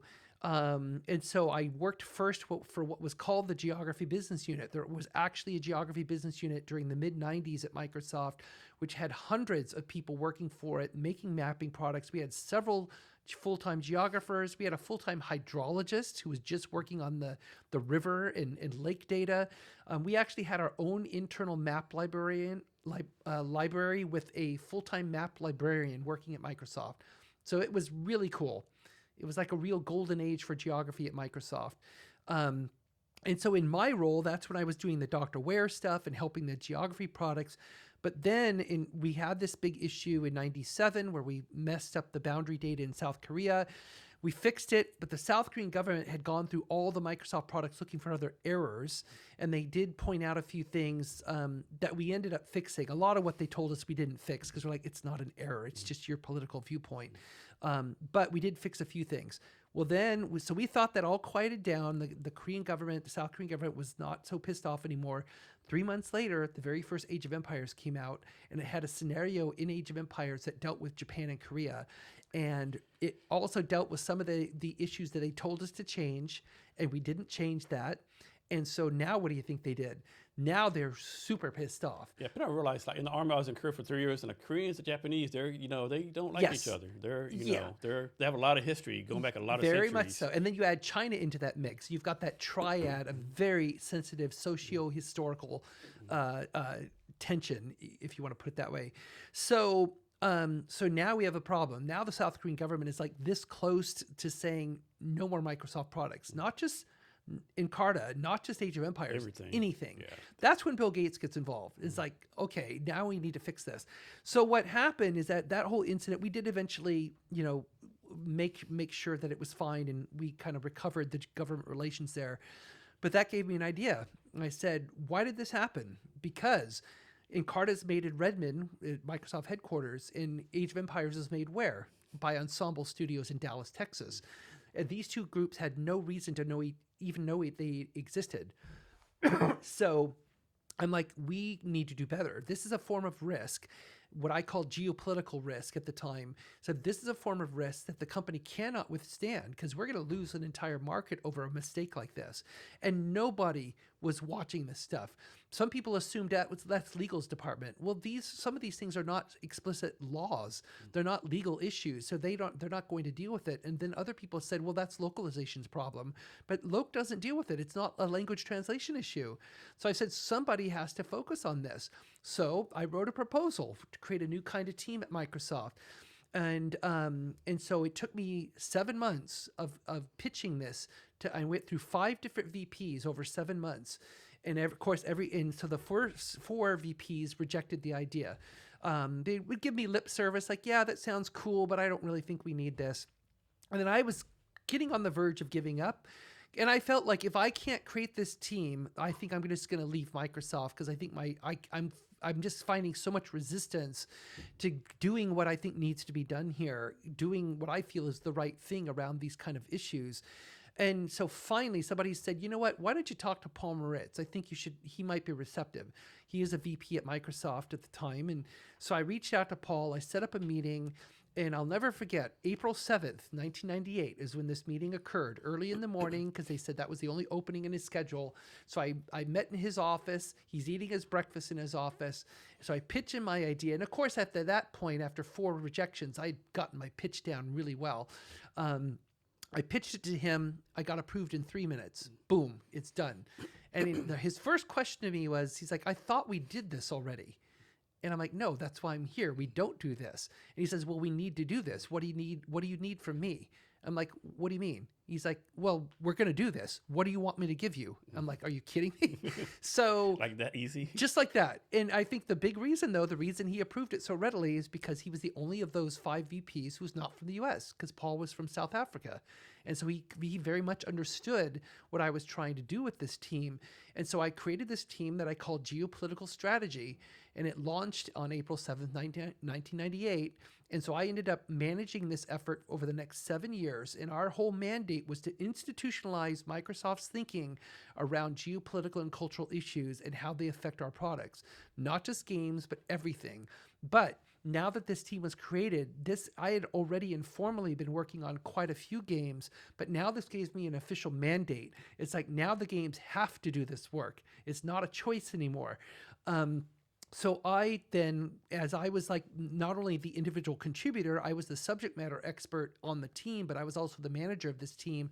But I assembled some great people to help me. I assembled somebody who came from, he used to be an Army Ranger, came from intelligence and the Army Rangers, who was helping me. I also had somebody who was a great web designer and knowledge, basically a background in knowledge development and structuring knowledge. So I created this team. We created an internal website. We had a massive knowledge base of all the questions we would get.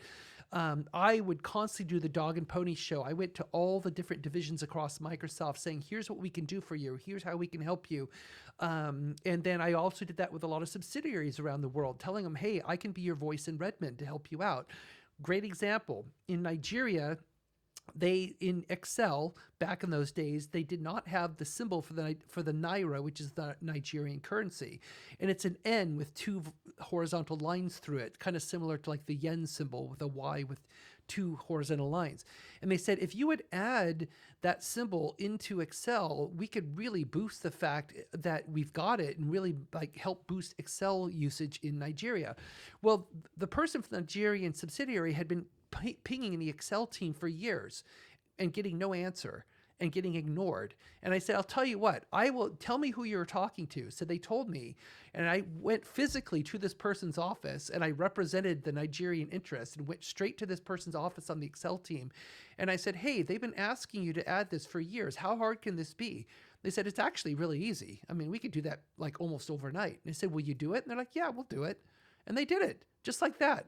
And it's just because they needed somebody to go face to face, yeah. you know? And so I ended up doing that a lot of times, you know, on the behalf of the local markets and subsidiaries who said, why can't we get headquarters to listen to us? It's like, don't worry, I've got your back. So did this team fall? Did they create like a new department for you? Do you fall under someone else? How did that work? That was the big challenge. So we initially got put under a group called International Product Strategy, which made sense. But that team kind of eventually got disbanded or split up into different parts. Then we got moved into Windows. Then we got moved. So in the 7 years I managed this team, my team moved 9 times. I had 9 managers. And because I kept trying to find a good home for the team. And I even talked with Brad Smith about moving over to legal. Brad's great. I love working with him. But he didn't feel it was like the best fit. And the funny thing is, back in those days, because I worked alongside the lawyers very frequently, some of the lawyer friends who worked in that division at that time, they said, don't come over here. You don't want to be a part of this group. So I said, okay. Well, eventually somebody clued me in and said, hey, Craig Mundy, who was a senior VP who reported to Bill, he created a new division called Advanced Strategy and Policy. And so I got a meeting with Craig, and Craig was like, he instantly understood everything we were doing. And Craig's like, you belong here. You're moving here. And that's what we did. Our team got moved under Craig, which was awesome for me because then my escalation chain was Craig Mundy, Bill Gates. And both of them had my back. They both understood the importance of these issues and how they can undermine Microsoft's brand in any of these markets, and also on the global stage.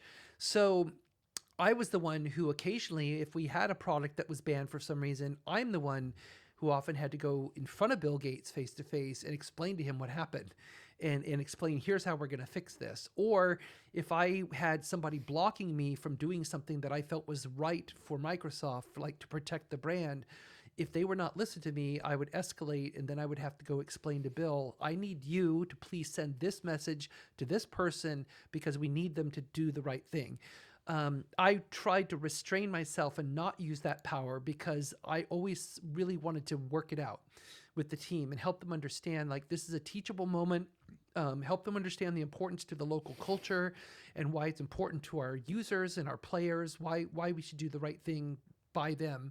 And that's usually the way it worked. I mean, I can only think, of 2 or 3 times that I actually used that nuclear option of escalating because I really didn't want to do it, but I had to. So a lot of stuff you've done is public knowledge, right? Yes. What's something that you're proud of that's not public knowledge? I think there's times where, like one of the incidents I think is not very public knowledge, even though I've mentioned it publicly, but it's so long ago. It's like, for example, when I was working on a card encyclopedia, when I was making the maps, I would put things on the map according to the editors. They'd give me a sheet saying, here's what we want on the map. So what I did is I followed their lead, and I basically put on the map what they requested. Well, I'm the one who put the label Kurdistan on the map of Turkey in a card encyclopedia, and that because of that label, the head of Microsoft Turkey was thrown in jail. Because that was back at a time when the Kurdistan issue and the Kurdish rebellion, the PKK group, was doing terrorist activity in Turkey. It was a very sensitive issue. It still is something of a sensitive issue in Turkey, not quite as bad today as it was back then. But Kurdistan is a very, very volatile issue in Turkey. So I was the one who put it on the map, and I'm also the one who took it off the map because the government said if you don't take it off the map, he is not coming out of jail. And so I did take it off the map, although we did not take it out of the encyclopedia. The article is still there. You could still read all about Kurdistan. It just wasn't on the map of Turkey. And so that was an interesting incident. The person who was thrown in jail, we're good friends. We've known each other for years. He was a great supporter of the work I was doing, a huge proponent of the work I was doing, because he knew how serious these issues can be. Just like we once had somebody change the name Taiwan in the country region list, they purposely changed it to Republic of China, which gets you instantly banned in China.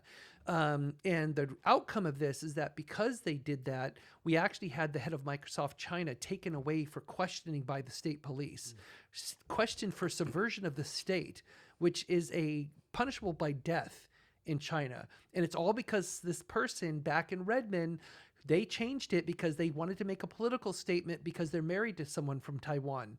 And so they are very much, in line with Taiwan's position. So I have to ask, did the person in China fly to Redmond and hey guy and put his hands on the guy who did that? No, do you realize what you did in my life? That did not happen, but thankfully it got resolved. It was the head of Microsoft China came back after a day. But that person, I believe, they did lose their job over it because you don't tamper. That's way above your freedom of speech is fantastic, but do it in your own way, not in our products. That's just not cool. That's a good point. A lot of people don't get that wrong, right? Yeah, they do, and I think they do. And it's just like, unless you own the company, it's not your place, And it's just like the thing is, what I joked with Craig Mundy about this after that incident happened, I said, the next time this happens, if we find out who did it, which almost you can always find out because people are checking in and out code, you see right in the database who checked it out. I said, let's put them on a plane and send them over because it's really, really unfair for our subsidiaries to be on the front line of all these issues and take the brunt of these problems. So what the way this all resolved is that so I ran this team for 7 years, made a lot of great inroads. We implemented policies across the company, but then my decision to finally leave came about in 2004 when there's a group, the global operations team at Microsoft that oversees the release of any product in the company. They have a master checklist, and this master checklist every single box has to be checked for any product to release from Microsoft. And so I was able to convince that operations team to put a line item in there about geopolitical and cultural accountability. And that would point to resources that my team made. Like we made an internal tool, for example, that would scan through the software looking for politically or culturally sensitive phrases or words. That's one of the tools we had available. And so I was able to get them to put that line item in the master checklist, which now meant that every product from that point forward that leaves Microsoft must follow these steps and must do what this team is recommending that they do. And once that happened, I kind of felt like my job's done. When I created the team in 1998 to institutionalize Microsoft's accountability, that's exactly what I just did. It's like job done then, right? Yeah. And I don't like being in maintenance mode. That's why I kind of felt like from this point forward, this team is going to kind of enter maintenance mode and do its job that it was designed to do, but I don't need to be here anymore. And I kind of was already feeling like I sense that there's a lot of companies out there that could use my help. And frankly, also because of the time period back then, I got really tired of the internal politics at Microsoft. After 13 years of it, I was just kind of burnt out a little bit. So that's between the checklist getting done and the burnout, I just felt like now it's time to leave. So that's why I ended up leaving on March 31st, 2005 was my very last day. And I decided to become self-employed on April 1st, which I thought was very appropriate. And so, yeah, I've been self-employed now for over 20 years, which is crazy. So both of us, our younger days are kind of past, right? Like me personally, I find like the older I get, the more focus I have, more mental clarity I have. Yeah. Is the same thing for you? Oh, yeah. I think so. And a good example of that is like when I left Microsoft, I said, I'm going to write a book about culturalization. Now, one thing is that when I left, I never used the term culturalization inside Microsoft and there's a reason I called my team geopolitical strategy, because Microsoft was so focused on government relations, which is a very important part of their work. Not only getting enterprise contracts, but because Microsoft is a behemoth. I felt the term geopolitical worked better in that context in those days. But when I left, I'm like, when I try to explain to people what I do, if I say, well, I do geopolitical strategy, they're like, so what? What? Why are you not in Washington, D.C. then? So I had to figure out, what am I going to explain to people, especially because when I left with the intention of working almost entirely on video games, because that's where I found all of my joy. I love doing this work on anything, but when I'm working on games, it's the confluence of everything I love. Creative work, geekiness, technology, everything comes together for me, and that's where I find the most joy. Is like, suppose two people are playing a game online, right? One will say in Seattle, one will say in Dallas. Is there anything that governs how they interact with each other? Like, can one of the people in Dallas say, "Hey, this person said something bad to me," or he harassed me? Is there anything like laws or anything that covers that kind of stuff? There could be, because obviously, especially in the U.S., because our jurisdictions are so split up between states, we don't have like federal level. We do have some federal level laws, obviously, but then because of our system of government in the U.S., so many things are dictated by the state. So thankfully, that's not my problem. That's what the legal folks have to deal with in terms of like how those different laws interact with each other on an online space and the different regulations for that. But it is very complicated. I know that. And I also know that, because of certain things like like we mentioned, like the South Korea, Japan, China socio-historical tension that exists in that region, you have to be very careful. Like if you do a knee-jerk reaction and change something for one of those countries, you might set a precedent. And so another country say, well, wait, you changed it for them. What about for us? Why aren't you going to do that for us? And so you have to be very careful about how you react to these kinds of issues, especially today, because the world we live in now is so different than it was 20 years ago when I left Microsoft.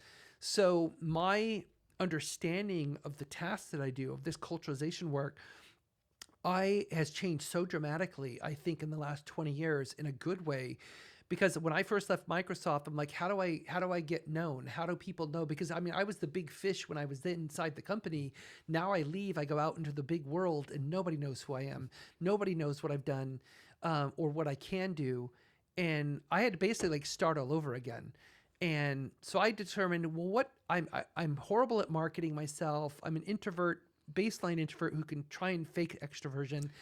What can I do well? And I said, well, I know I can do public speaking well. And so that's what I'm going to do. I'm going to get on every stage I can possibly get on, whether the Game Developers Conference or whatever other event, and basically just talk about what I do and see how that goes and assert thought leadership in this space. That's really what I was going to do. I had already done it inside Microsoft. Now I'm going to try and do it on a global stage. And one of the things I thought about doing at the time was writing a book. I'm like, I'm going to write a handbook for culturalization. And I really intended to do that 20 years ago, and I never did. I just, it's been percolating in my brain for a very long time now, but it's only been in the last year where I actually finally signed with a publisher because I decided I'm going to write this book now because I think that the age, I mean, I was 40 when I left Microsoft, I'm 60 now.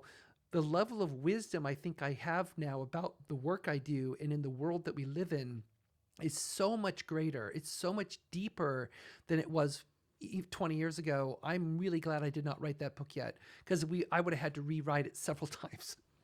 So this might be not as complex as I think it is, but like, suppose someone wants to start a game. Like, how to decide, am I going to do it for mobile, for Nintendo, for PlayStation? Because I'm guessing you can't do it for everything. Like, you need to pick a product market fit one, don't you? Yeah, I mean, a lot of folks who want to start making a game. I mean, a lot of them start on PC. You know, because it's a easier barrier of entry. You know, it's PC or mobile for sure. Because usually, if you want to do console, that means you have to get a dev kit. So you have to get an Xbox dev kit or PS5 or whatever. To make on those to build on those platforms. I mean, fortunately, the software that we use today, like Unreal or Unity, they make it really easy to port, so that you can make your game, say, for PC, but make it a lot easier to port over to console or to mobile. But a lot of times, it depends on what your form factor is. Like, are you going to rely on a touch screen for the interaction? Well, that pretty much pigeonholes exactly what your game is going to be on. It's going to be on a smartphone. You know, versus something else. If it's controller based, and obviously that's going to give you other options. So there's fundamental things like that about, you know, but really what it starts for me is like because I get asked this a lot. I talk to a lot of people who are just starting out. What I want to know, especially in my work, is it's the world building aspect. You know, what story are you trying to tell? In what world does this happen? You know, so who's in this world? What do they do? Are there different factions? Are there different cultures? Are there different political viewpoints, religious viewpoints? And then, very importantly, what's the player's agency in this world? What do they do? What's the end goal for the player? How do they interact with this space? And then, so to me, those are the more fundamental questions before you even talk about the platform that it's going to be on. Because first you need to have a viable idea. Like, what is this game actually about? And then from there, you can start talking about what does the actual user experience look like. So talk about how you led like advocacy for developers. Like, how do you speak out for developers?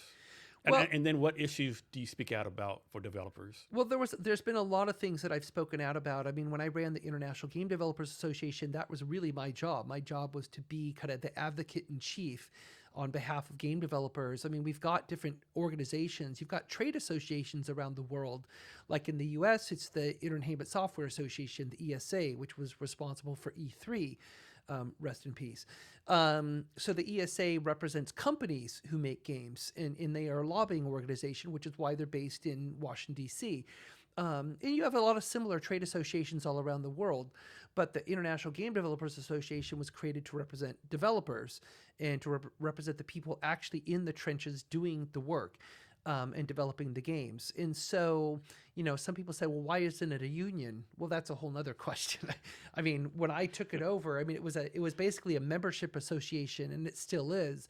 And I think it has done a lot of good because it has chapters around the world, and a lot of these chapters are where tremendous amount of positive interaction happens between local developers, because I think if anybody's entering game development, it is a collaborative activity. It's rare that games are made by a single person from front to back.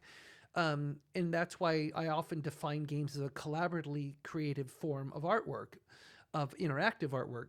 And that collaboration aspect is really important, which is why I encourage people to go to like chapter meetings or special interest groups. Like I created the localization special interest group in the IGDA because there wasn't one. And I said, localization people and people who do my kind of work, they need to be able to talk to each other and share their ideas and work with each other. What's a game you want to see be made?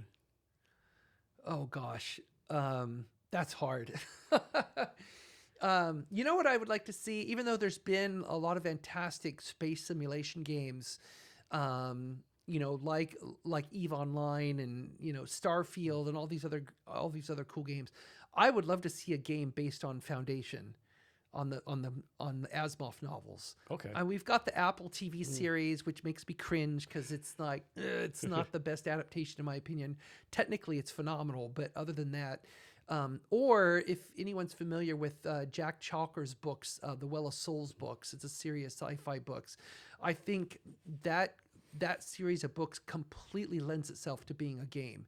It'd be really cool, but that's the thing. I mean, we have a lot of really cool IP that comes out of the indie space as well as the AAA space still to some degree. But I would still love to. There's so much unmined classic sci-fi and other things that have never been adapted into game form that I'd love to see. So trying to remember, like I think a month ago, I just randomly was on TV and I came across a show called I think on HBO Max called The Last of Us, right? Oh yeah. I had no clues it was based on a game until until like the very end. Like, what's this, a game? Like what? Yeah, it's funny because actually, like The Last of Us Part 2, there's a lot of scenes that are set right here in Seattle. Yeah, So, it is. Yeah. Yeah. So it's like, and The Last of Us, I think, as far as adaptations goes, I think that lent itself extremely well because The Last of Us is episodic as a game, and so it made it really easy to, I think, to adapt that. And the TV show, like you can't kill that person off. Yeah. Bam. No, what? You killed Joel? What are you doing? Yeah, I know. Yeah, and then I didn't realize till maybe 4 episodes in that Ellie, sort of name, was actually played on Game of Thrones. Yep. Yeah, I didn't realize that till later on. Yeah. Oh yeah. I think she's a very good actress. Yeah, she's great. Yeah. Yeah. So, in your opinion, most overrated, most underrated games? Wow. Underrated. Let's start with underrated first. You know, some of the games, I mean, there's so many indie games I could quote here. I mean, one of my favorite games, I don't know if it's underrated, but I really love it, is Cloudpunk. And it's kind of a Blade Runner sort of world. I guess it's sort of like a cross between Blade Runner and The Fifth Element to a certain degree. But I really love that game. I've come across it with... as I do with a lot of indie games, because I just have very little time to play anything these days. And I because I get asked to judge a lot of contests, and that's how I came across it. It was in competition during one of the contests that I was a judge for, and I got to play the game, and I'm like, I love this game. It's so much fun. Does this ever happen? And this is definitely unethical, but then we'll come to you, hey, Kate, give a game like an A rating, and we'll give you some money. Does that ever happen? No, never. Okay. No, because I'm not a journalist. I'm not a critic, so Okay. I never get that. I mean, it's never. But I would think that Kate Edwards blessing your game, that has to be kind of a big thing. I would think I don't know. I mean, it depends. I mean, like or maybe you have like Kate Edwards, like shot glass games and a T-shirt. I mean, I like promoting games I've worked on, but I work on a lot. I mean, when Battlefield 6 came out last month, I was promoting it, saying, "Hey, everyone, this was really fun to work on." I mean, I really hyped up Indiana Jones when it came out last year because I love the game and I'm a huge Indiana Jones fan to begin with. But that honestly, I mean, I've worked on 306 games as of last week, and Indiana Jones, that game honestly was one of the most fun I've ever had working on any project. It was just so much fun. And the team Machine Games, they're awesome people to work with. It was just a blast. There was like nothing I can think of that was ever negative about working on that game. So what's like a big myth outsiders still have about the business of games? A myth? Yeah. And I didn't fully answer your question about underrated or overrated. Let me just say about overrated, I'm not sure. Before I started playing it, I'd be like, why is everyone screaming about Balatro? But now you're talking to a Balatro addict. And I'm like, I understand. It's not overrated. It's a phenomenal game. But anyway, I think if I was to say something's overrated, I would say it's only because it's not the genre that I like. Like, I'm not a huge fan of Japanese RPGs, even though I've worked on many of them, including Final Fantasy, Final Fantasy 14 and 16. But they're just not my games, not my tempo, so to speak. So you already talked about this a little bit, but talk more about how someone can break into the game industry. So, so I think one of the things, and this kind of relates to your question about kind of one of those black box things about the game industry, is that I think with all creative media, including film and television and all that too, there is a certain degree of luck when it comes to finding your job, but there's also a certain amount of effort and persistence that goes into it as well. And it is kind of that happy combination of both. And I think you can't focus on luck. You're not going to generate luck, but you can generate persistence and you can generate focus on what you want to do. I've often told people that, in a lot of creative media, it's who you know, and I think a lot of us know this. And I don't think that's not just games, creative media. That's a lot of different fields, but it's especially true in this world because your higher ability, so to speak, is based on what people know you can do creatively. And for some skills, that's easy to do. Like if you're an artist or designer, you just show your portfolio, say, hey, look, here's what I can do. If you're a programmer, you can show the code and say, hey, here's what I can do. Well, what if you want to be a game designer or a producer on games? A producer's job is basically bringing the game in on time and under budget. And how do you prove that you can do something like that? I mean, unless you've been like a project manager in another context, but I meet a lot of younger folks who are coming out of college who's like, I want to be a producer right away. And it's like, well, then you're going to have to while you're doing school projects, document how you ran the production. Like if you ran a team for maybe your team, made a game in the Global Game Jam, or maybe you guys did other game jams or something. Document from end to end how you, as the producer of that game, worked. Like, what did you do? You created a timeline, you set up a schedule, how did it work? Show the delta between what you planned and what did not, and how it didn't work out, because you got to be honest, because being honest about things that not working out is just as valuable as being honest about what did work out. So, and then you also, the most painful part of all, and I know a lot of people who want to get into games, especially people in the creative space, we're all introverts. Many of us are introverts, and it's the most painful thing when I say you got to network. You've got to learn to network. And they're like, oh, but I'm terrible at networking. I'm like, I know, we all are.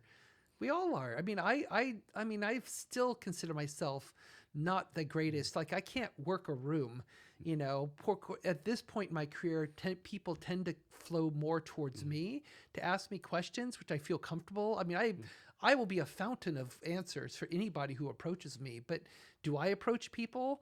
Not really. I just, that's not my thing, whereas I know other people who are just like, they know how to work a room. Like a couple of my friends, I'm in awe of them, the way they can go into an event or go into something and just like work the room and talk to people and introduce themselves. And I'm just like, wow, that's impressive. But you have to find a way to do that. And what I often encourage people to do, especially if you're more introverted, is start with LinkedIn. Go to LinkedIn, which is a fantastic tool. You don't need to overpost on there, but you should be making people aware of what you're doing. Just say, hey, I'm working on this. It's really great. This is what I'm learning from it. Posts like that. Not bragging posts necessarily. Not overflowing with selfies and stuff like that. That gets really annoying, in my personal opinion. But what you want to do though is that think about the jobs you want to do in the industry. Like, let's say, for example, I want to be a UX researcher. Okay, great. You want to do user experience. Fantastic. Well, a lot of UX people have a background in psychology or sociology. There's some kind of social science background to that, in addition to some technical and project management skill. But how about look on LinkedIn and think about the favorite games you like to play. Find out who was the UX people on that game. What company do they work for? Find them on LinkedIn. Then reach out to them with a message. And here's what you do. You don't ask for a job. You don't ask them to look at your portfolio or any of that stuff. What you do is you ask them about their work. Ask them a question about, hey, I've been playing this game. I saw that you were the UX researcher on it. I'd love to find out, wow, what was your thinking around this particular thing within the game? Because I'm really fascinated about how you worked that out. You ask them a question like that, and I guarantee you, if they have the time, they will answer that question. 99.99% guaranteed. Absolutely, because we love talking about ourselves, Yes. and we love talking about our work. Because I love my work, I will talk about it forever. I know many people in the industry and other industries who will, because we're passionate about it. And it's honestly one of the things I love about the game industry, where they fully embraced me as a geographer being in their space. And the reason that happened, the very last day I was at Microsoft, one of the key people I worked with for years in the games division, I met with him and he said, you know why we listened to you? Because we knew that you were one of us. We knew that you love games just as much as we do. And that was really all we needed. You know, you're in this for the right reasons, just like we are. And we don't care what you are. You know, it's like geographers, so what? You know, psychologists, whatever. But you love games like we do, and we're all trying to make the best thing we can. So talk about a time in your gaming career where it was like the moment came like, man, this is what I'm meant to do. This is it. When did that happen? That was in my later Microsoft days. That was actually what solidified my decision when I left Microsoft that I was going to focus mainly on the game industry. I think it was in 2003. And I'd been working on countless things back then. There was a lot of stuff I was working on, but I remember having an epiphany, and I can't remember specifically what set it off, but I remember having this epiphany. I think it was in the latter half of 2003, where I just suddenly realized, and I think I was driving home after a busy day, and I remember thinking, you know what? I just realized I created the most perfect job for myself. And I'm like, that's where I realized that I use that word confluence. And I know I even used that word in high school where I said, I just want to do something that allows me to do as many things as I love as possible. And, you know, and finding out what you really love is the key. Because for me, I thought it was going into space. And then I thought it was drawing cool things for Lucasfilm. And then, you know, and then I'm like, no, it's drawing maps and traveling and all that. But then I realized it's like, it's all of those things. I mean, all of those things are perfectly valid. I still love the space program. I still love the idea. I'd go into space in a heartbeat if you asked me. I would not go to the bottom of Mariana's Trench in a heartbeat, but that's a whole different scary. But space, absolutely. And so all of those passions basically built one upon the other. It's not like they are excluding each other. They're building on each other. And so when I had that moment in 2003, that's when I thought that I really did end up doing the most perfect job I could ever imagine with my skill set. And that's what really kind of set me on that course that I'm going to leave Microsoft and I'm going to work almost exclusively in games, which now 20 years later, I would say at any given time, about 80% of my work is video games. The rest is still kind of hardcore geopolitics and cartography. Are there any like gaming trends going on that kind of concern you, that worry you? Well, I mean, of course, you know, we've got what's going on with Roblox right now with online safety for minors. That's a very, very scary issue. That's a very important issue. You've got a massive platform which has been radically successful. But it is an issue we still need to be very careful about. You know, I think online toxicity in general, especially now that we live in a world that is very polarizing and people can take things the wrong way. I mean, I really, really empathize for community managers for the different game companies because they are on the front line of this. They are dealing directly with the players and having to deal with comments and trying to discern, you know, is this person insulting someone or what's going on here? It's a really, really tough job, especially today. And of course, there's the inevitable topic about Gen AI, you know, and what Gen AI is going to do to the game industry. I mean, it is being incorporated into games already.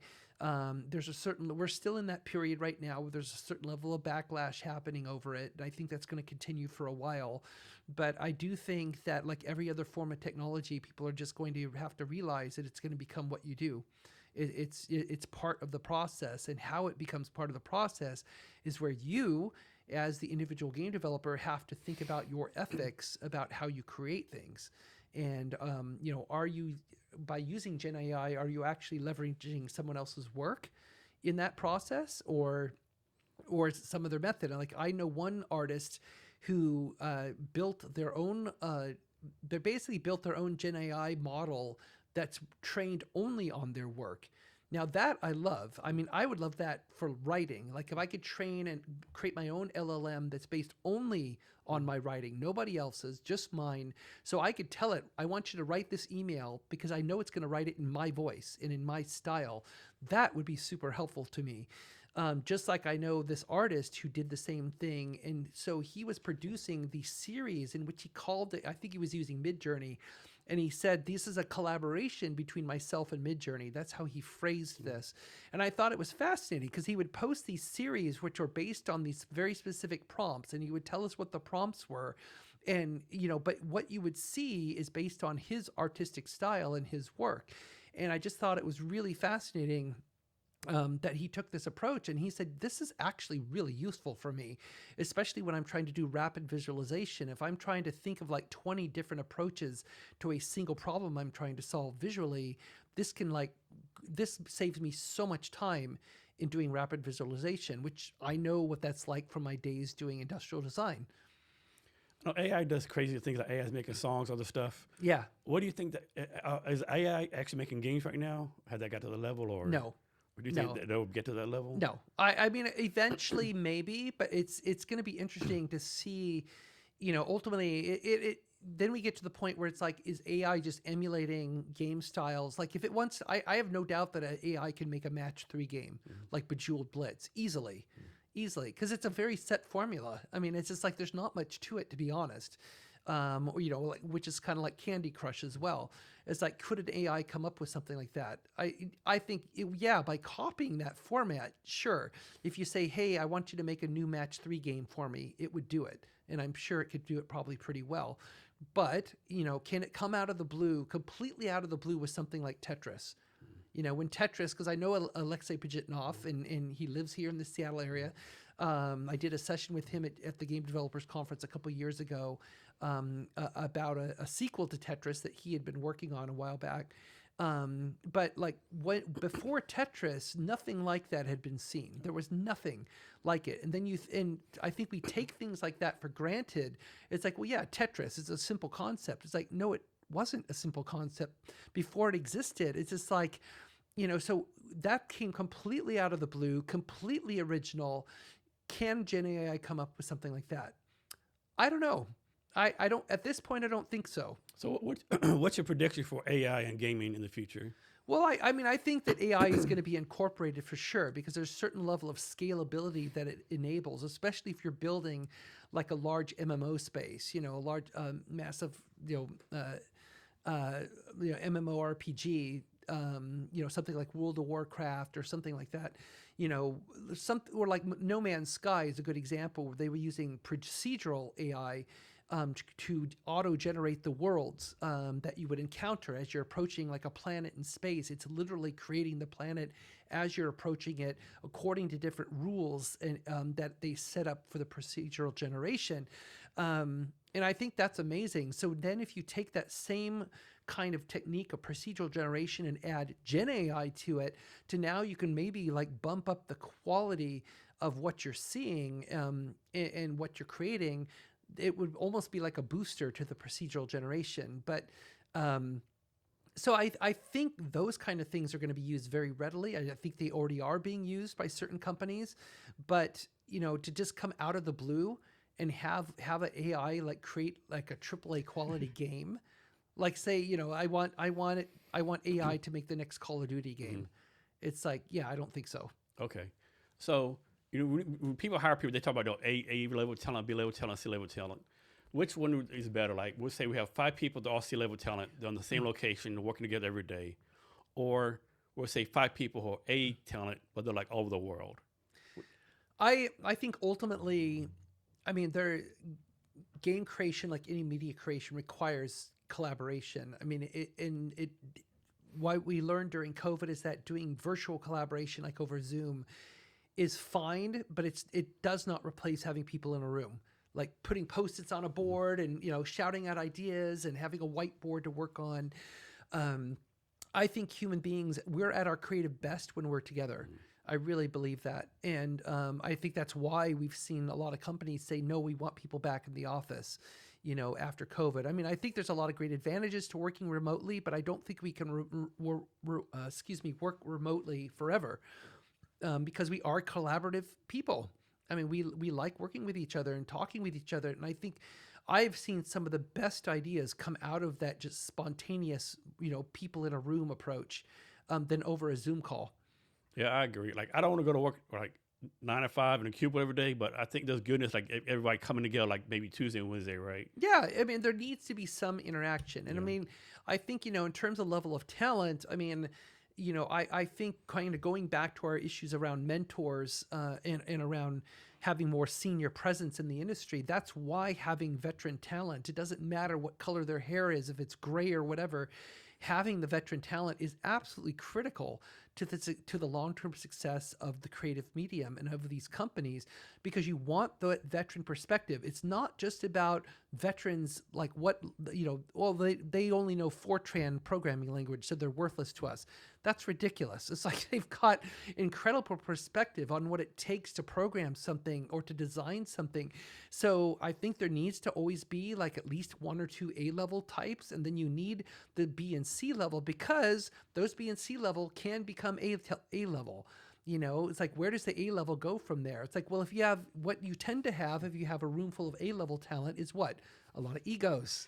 Yeah, just a little bit, yeah. Yeah, then you have ego management that you have to deal with. So, and not always. I mean, I've worked on teams where you have a lot of A-level type people and they work phenomenally well together.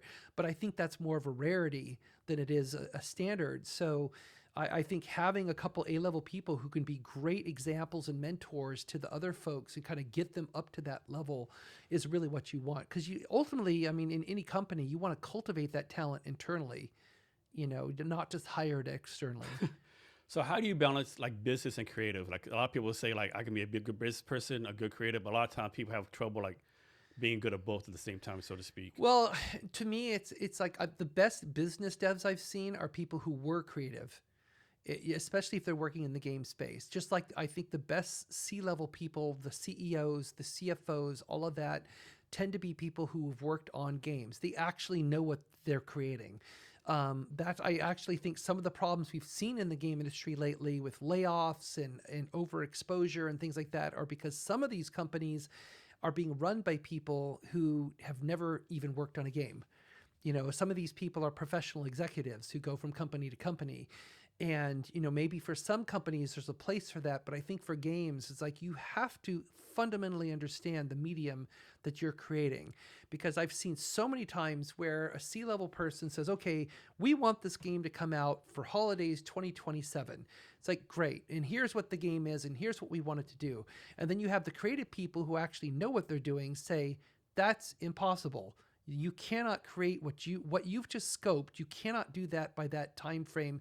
Maybe you should say by 2028. Oh, we can't do that because the shareholders will be unhappy, or we're going to run out of revenue. Blah blah blah blah blah. It's like, well, then we need to rethink the approach. But rather than that often being the discussion, it's like, no, we're going to release in 2027. Get to work.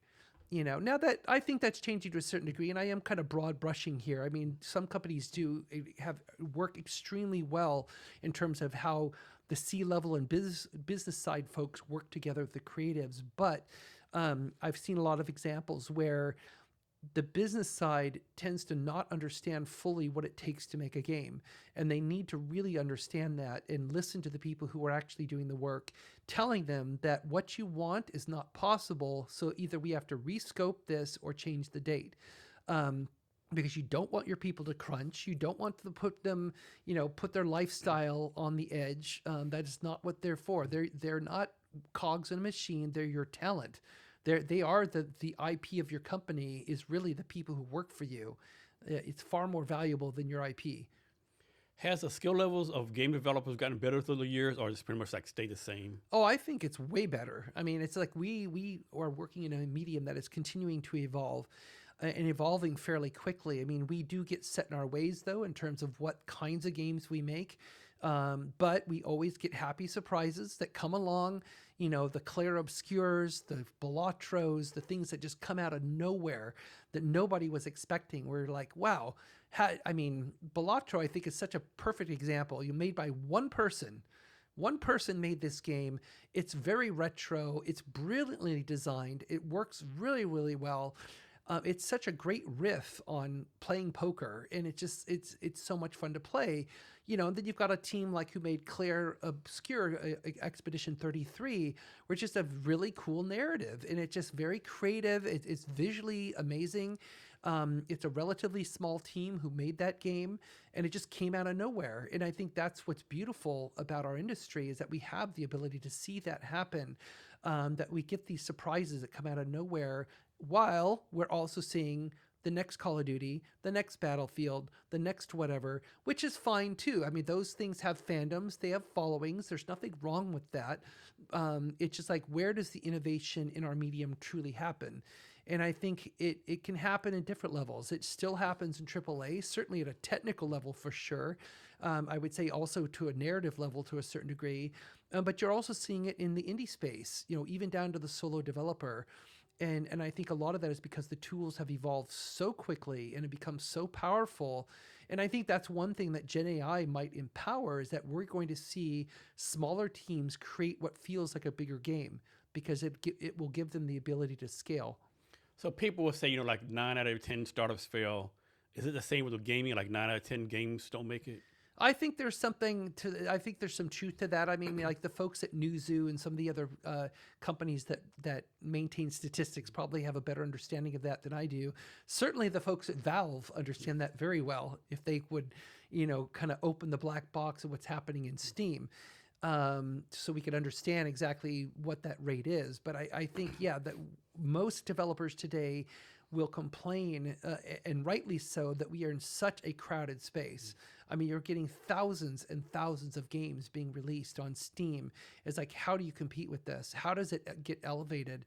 And it's really tough. I mean, its discovery is very tough. But that is, in my view, that is a universal problem across all creative media.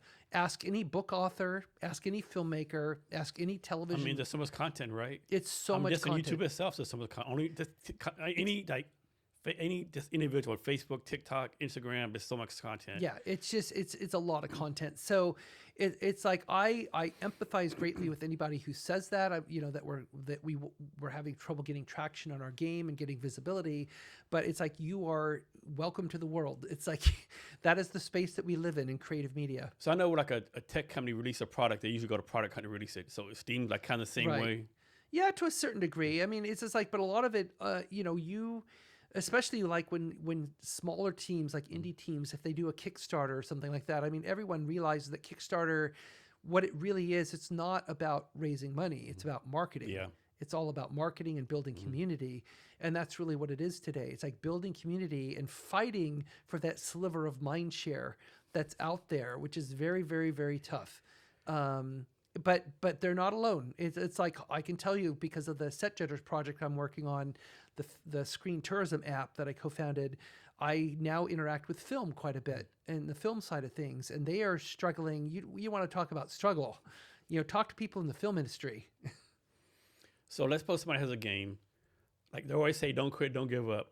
But when should someone who started a game, like, okay, this game's not doing anything, maybe you need to, pivot or do something else? Well, I think they need to be really, being really honest with yourself, and or surrounding yourself with people who will be bluntly honest with you, or constructively blunt, as I like to say. Because you do have to realize at some point that your passion will cloud your judgment. Because we are all passionate about what we work on. We all want it to be the best thing ever. We all want it to be loved by everybody and to be played by everybody. But we know that's not going to happen. Intellectually, we know that. Emotionally, we don't want to admit that. Yeah. So, no doubt. But I think the sooner you admit it, and the sooner you realize that, the better position you will be in. Just like there's a lecture I've been giving this year about making games in a polarizing world. And in that lecture, I have a slide and I have the audience repeat after me. Because one thing I need them to get over is they need to get over the fact that somebody's not going to like their game. And so I have the audience repeat, someone will hate my game. Someone will hate my team, and someone will hate me. Because, like it or not, That's the world we live in right now. And you just have to accept that fact that you're going to get slammed for your game by some people. And it's all about, balancing like, well, can I get more positive comments than negative comments? Because you will get negative comments. It's just a given. So you're trying to solve for the positive and try and understand, are people liking this more than disliking it? And if so, then what is going well? What could I do better? You have to be such a good listener. You have to be a good listener and not get your own don't let your own judgment cloud your thinking too much. And that's why you need to have other people around you who can help you be objective about it and say, look, this game is not getting traction. Why is it not getting traction? And you can tweak and tweak and tweak, listen to the audience, talk to your players, find out what they're thinking. If there's someone who's hypercritical and angry at you for your game, go talk to them. Yeah, you can learn something. You don't block them. You talk to them. Find it if they're being constructive. That is, again, constructively blunt. If they are, then find out what's bothering them about your game and how can you fix it and make it better. And so you have to be willing to listen and to listen very intently. And if you can't do that, then this may not be the right medium for you. So I'm a big believer that if you start a company or whatever, a game, like you need to have some kind of delusion, right? You need to think to yourself, fantasize, hey, I'm starting this game, but I'm gonna be bigger than, Fortnite, Call of Duty, Madden 95, not Madden 95. Yeah. I keep on saying Madden 95. That's the last time I played it. Like Madden football, right? But you're probably not gonna do that, right?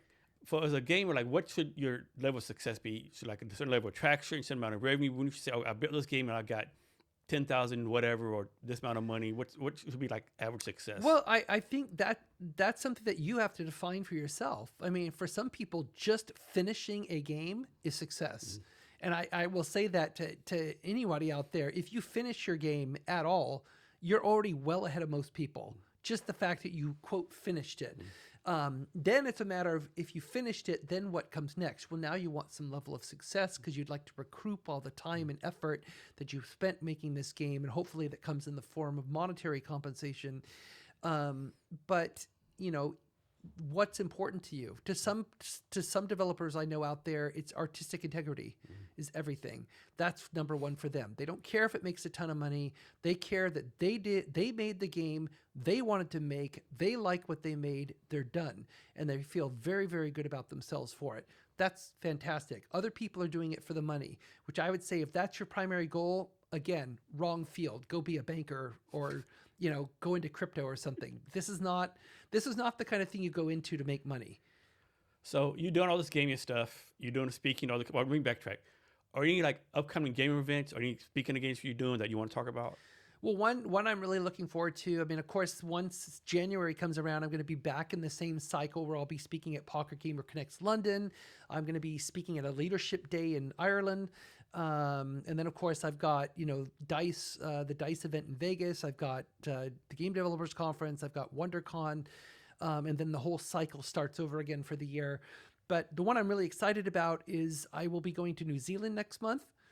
And this will be my very first time in New Zealand. So I'm super excited about that.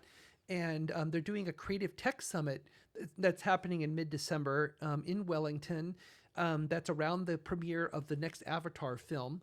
And so, yeah, I'm going to be in Wellington while all of that's happening and participate in this creative tech summit and do a keynote there. And then I decided at the urging of the people who invited me, they said, well, you've never been here. You may want to think about staying for another week or two. So I am opting in to stay for a couple of weeks. You're like, pull my leg, why don't you? Yeah, exactly. Yeah, don't force me. So I'm really looking forward to going over and participating in that event. And then for the following 2 weeks after that, I will be exploring New Zealand for 2 weeks during Christmas. Nice. So how far ahead of a speaking engagement do you start getting ready? It depends on what I'm speaking about.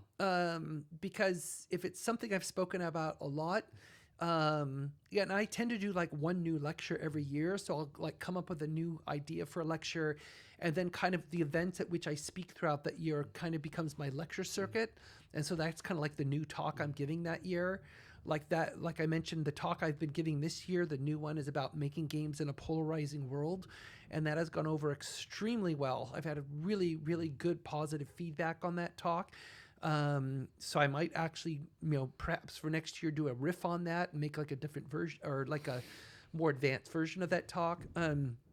But since I've given that talk several times already this year, like I just gave that talk 3 times on the trip I just got back from 2 days ago. I don't get ready at all. I just get on stage and speak. But probably the biggest prep I have ever done for a talk was in 2019. Because I've been a fellow of the Royal Geographical Society for many years. And I visit, the RGS headquarters in London when I get a chance and talk with the director and other folks there. And I like to support what they're doing there because I love the work they're doing. But I was asked to give the Monday night lecture at the RGS in London back in 2019. And the Monday night lecture at the Royal Geographical Society has been going on, I think, since like 1839. Uninterrupted. World War I and II did not stop it. So on this stage in the Odense Theatre in the building in London, this is where like famous explorers and other people have gone on this very same stage and said, hey, look, I found the source of the Nile or something like that. And then fast forward to April 15th, 2019, you got Kate Edwards on stage saying, hey, geography and video games are cool, man. So I can tell you that the level of intimidation I felt was extreme. I can imagine. Especially because, I had about 600 fellow geographers in the room. Most people I speak with are not peers. I speak with game developers the majority of the time.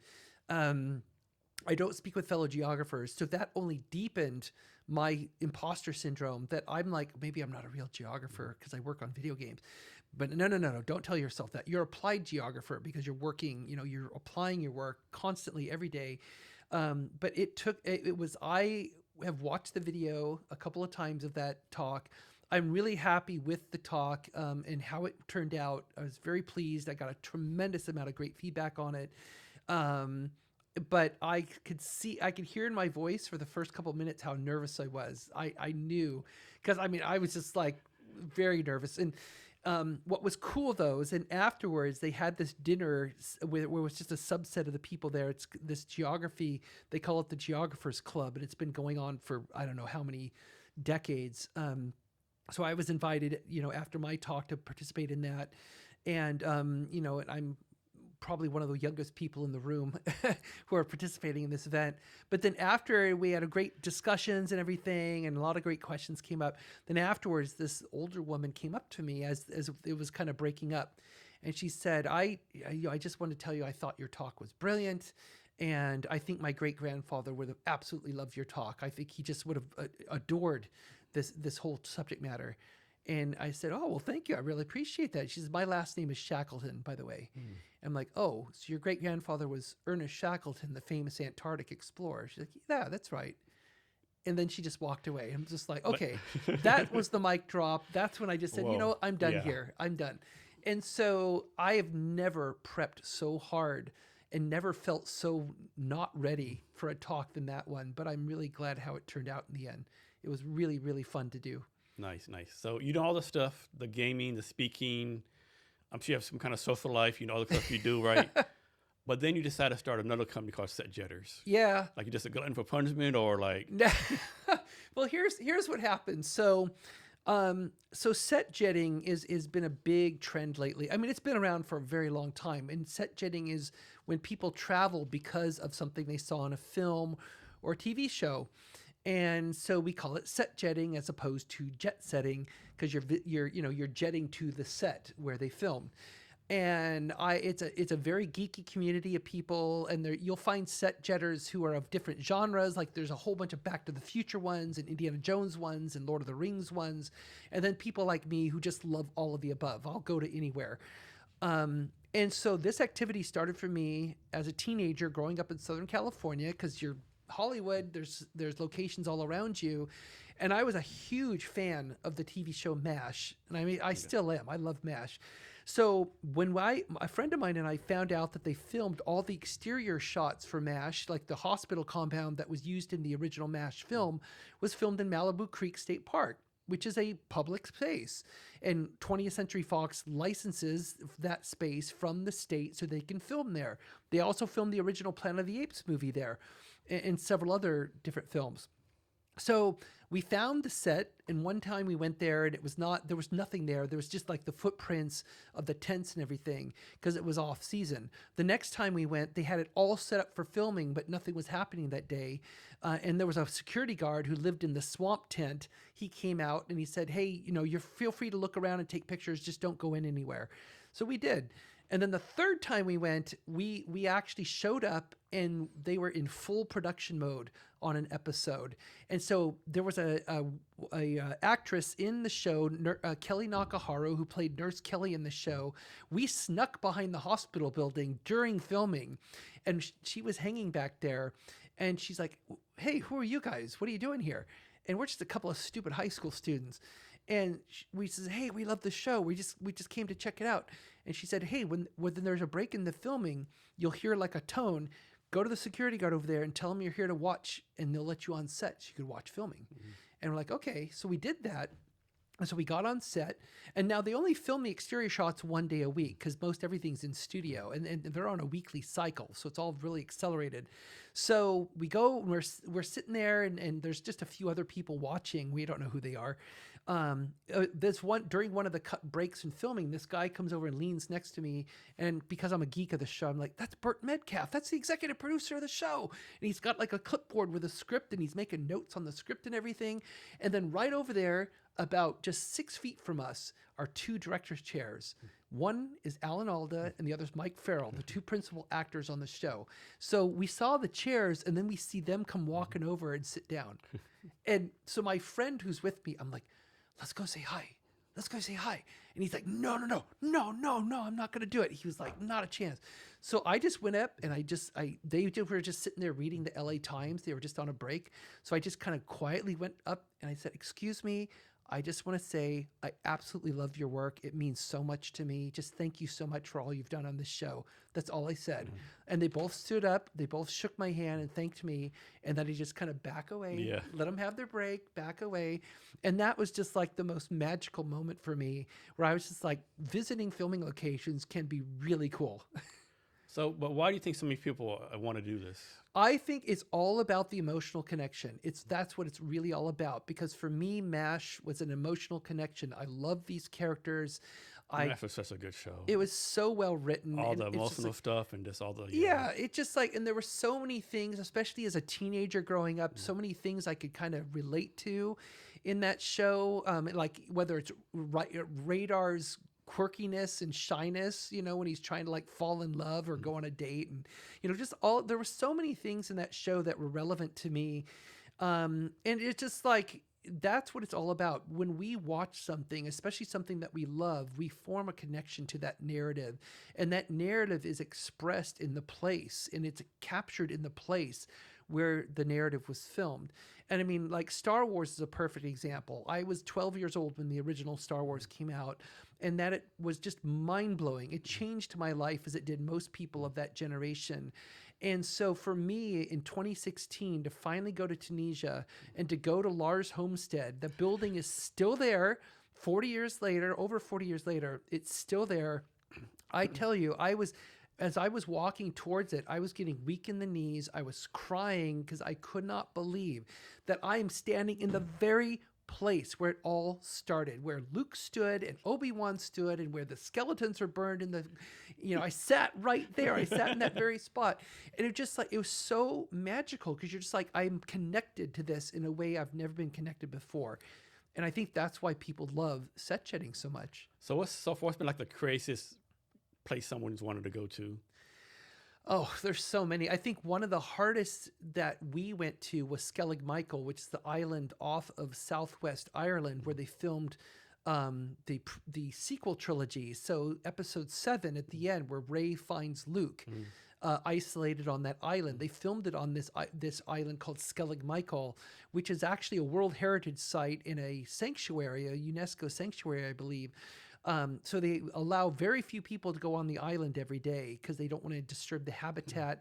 Plus, you've got these monasteries, these stone monasteries that you see in the film. and in episode 8 as well, where I mean, these are over a millennia old, built by monks who used to row their way out to the island so they could be isolated out on this island. And it took a lot of effort to get there. I mean, you have to plan way in advance, get your tickets and all of that stuff. And then we had to get on the little boat, which carries only up to, I think, 12 people, because the boats have to be small because there's a tiny little dock space there, a cement dock that you can climb up on to get on the island. And so all of these factors had to come together. Then I had to be in Ireland at the right time, and I knew that I was going to be speaking at an event in August of 2018, right before Gamescom. So we timed it so that we were going to be there at the right time. And then we had to drive all the way down to the southwest corner of Ireland to make sure we were there at the right time, stay overnight, get to the boat on time. Then we get on the boat, and when we left the headlands from the mainland, there were about like 5 to 10 meter swells in the water. I mean, it was rough. And there was like one family with little kids with us, and they were not doing well. They should not have had breakfast. But anyway, we get out to the islands, and it has its own microclimate, as the captain of the boat was explained to us. The water got a lot calmer, but he kept telling us, I don't know if we'll be able to land today. And we're like, this is a once in a lifetime chance, maybe, And so he said, so we got closer and closer, and the water got a bit calmer and calmer. And though he was on the radio, and he's like, I don't know, let's see. So he was talking to somebody on the island. And then finally he said at the last minute, he said, okay, here's what we're going to do. He's like, I'm going to pull up to that dock. You're going to get your asses off my boat as fast as you possibly can, because I need to pull away because of the swells. But I think it's just safe enough to land on the island. So we did exactly what he said. He got us off the boat like a drill sergeant. We're on the island. And then the sun came out, and it became warmer. And then he's like, hey, the weather, the sea became calmer. And he's like, you know what, we'll spend a couple extra hours here. Because originally we were only going to be there for like 30 minutes. So we got to spend like 3 hours on this island and explore it and take pictures and basically, not only for the Star Wars stuff and replicate what we call in our SetJetters app a shot sync, which you're replicating the same shot that you saw in the film, but then you start to really think about the history of this place and the fact that they built this monastery. And that, I think, is the real cool part about set jetting. It's not just about going for the film or the TV show or whatever. It's going because you then become aware of the history and the culture of the place. And so for me as a geographer, it's a perfect ploy. It kind of dovetails perfectly with my background, creating an app that allows you to find these filming locations. It's not just about the joy of making the emotional connection. It's also about learning the geography and culture of a specific place once you're there. So how does the process work? Like someone comes to you all and say, I want to go to some site, right? I'm guessing you have to get permission from the site. I'm sure there's a lot of logistics behind it, right? Well, it depends. I mean, we don't really have permission, but the app basically tells you where it is. So you have the exact lat long. You can see it on the map. It tells you how to get there. And then we often will have in that particular scene, we'll have information about the scene, like if there's a restriction, if you have to pay to get there, if it's off limits or private property. I mean, we'll still put locations in, even though they might be private property. Because people still want to know where it was filmed. And so, of course, we ask people to be respectful because this might be someone's private home where it was filmed. Or in the case, like in some cases, the location doesn't exist anymore, but we still indicate it. Like the big forest that was used for the Battle of Endor in Return of the Jedi, that forest was clear cut about 2 years after the filming. So that amazing, beautiful redwood forest that you see in the film no longer exists, which is really sad. However, the area where they filmed the speeder bike chase is actually a state park. It's called Cheatham Grove in Northern California. So you can go there and you can actually see the same logs. They're still leaning against each other, just like they were in Return of the Jedi. So, because they took a steady cam and they walked through that grove to film the speeder bike chase. And so you can still experience that at least. And so we have all those kind of indications in the app, and we currently have about over 10,000 scenes worldwide. I mean, we have scenes all over the world, and so people can go there and recreate the scenes with the app using the phone on their camera.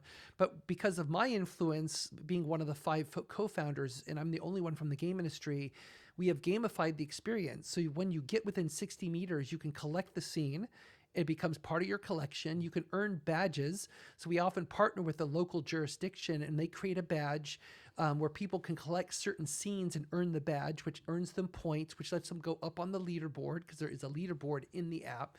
And people just find it a really fun activity. So it's been an absolute blast to work on this. I never thought that particular passion of mine, my hobby, would actually become a business. So what's the long-term vision for this? Well, I think the long-term vision now, especially with, you see like Expedia Group and others, like for the last 3 years consecutively, they have said that set jetting is the #1 travel trend.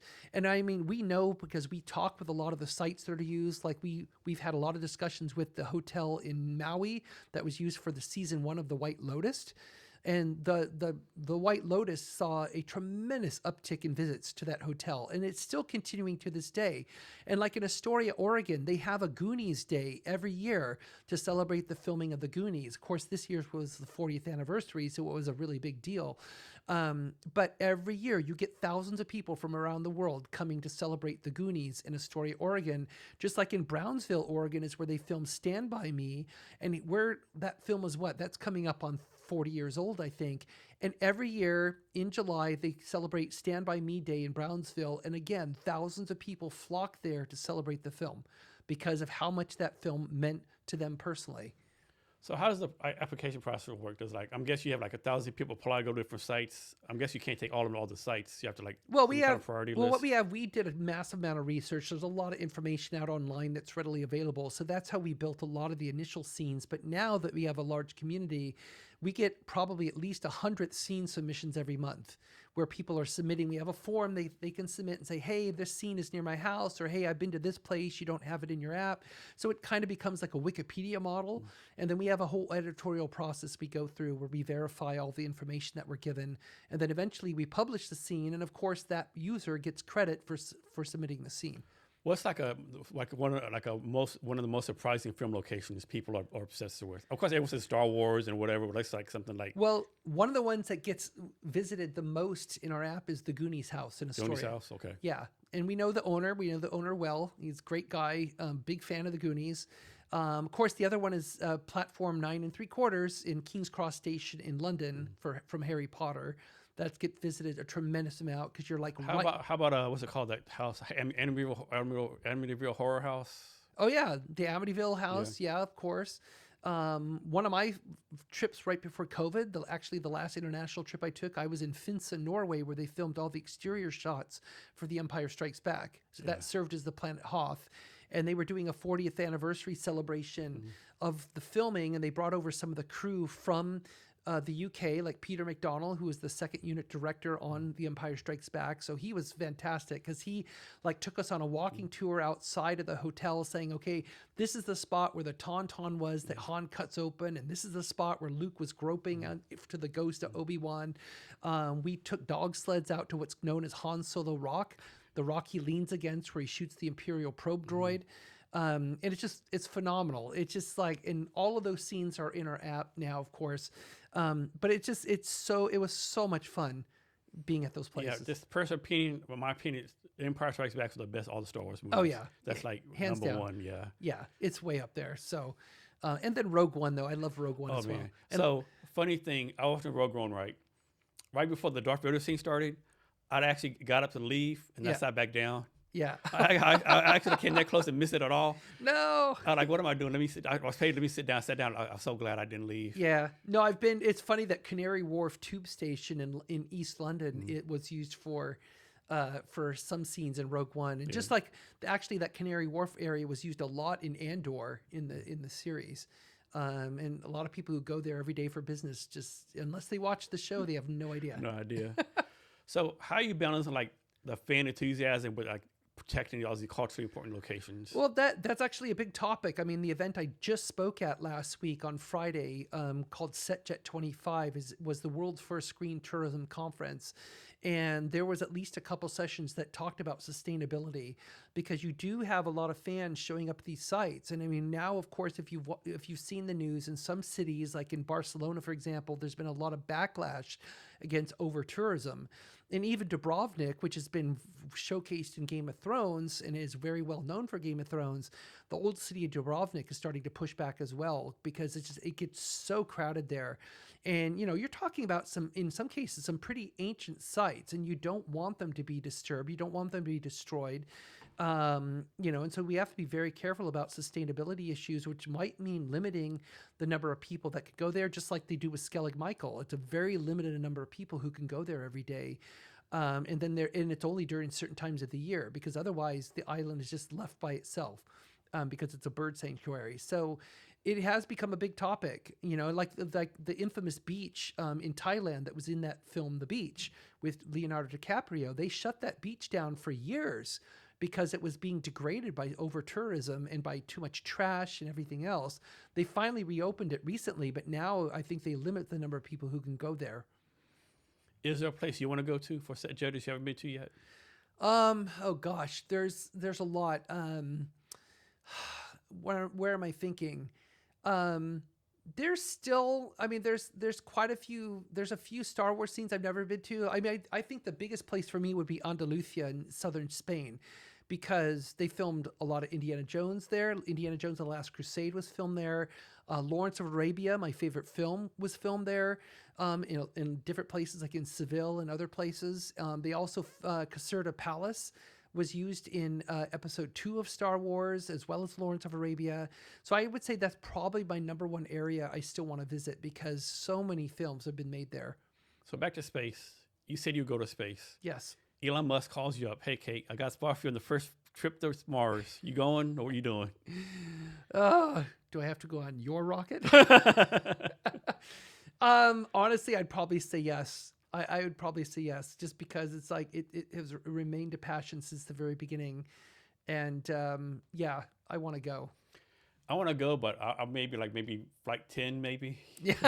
Maybe 5, 10, I don't know about number 1, Yeah, I don't know. I don't mind the risk. I fly ridiculous amount of times. It's just like, and I have friends who will not fly. Anything could go wrong with flying. Mm-hmm. Anything could go wrong with driving. I'm willing to take the risk. Yeah. So how do you have a lot going on? Like, how do you do your schedule? Like, are you like working 100 hours a day?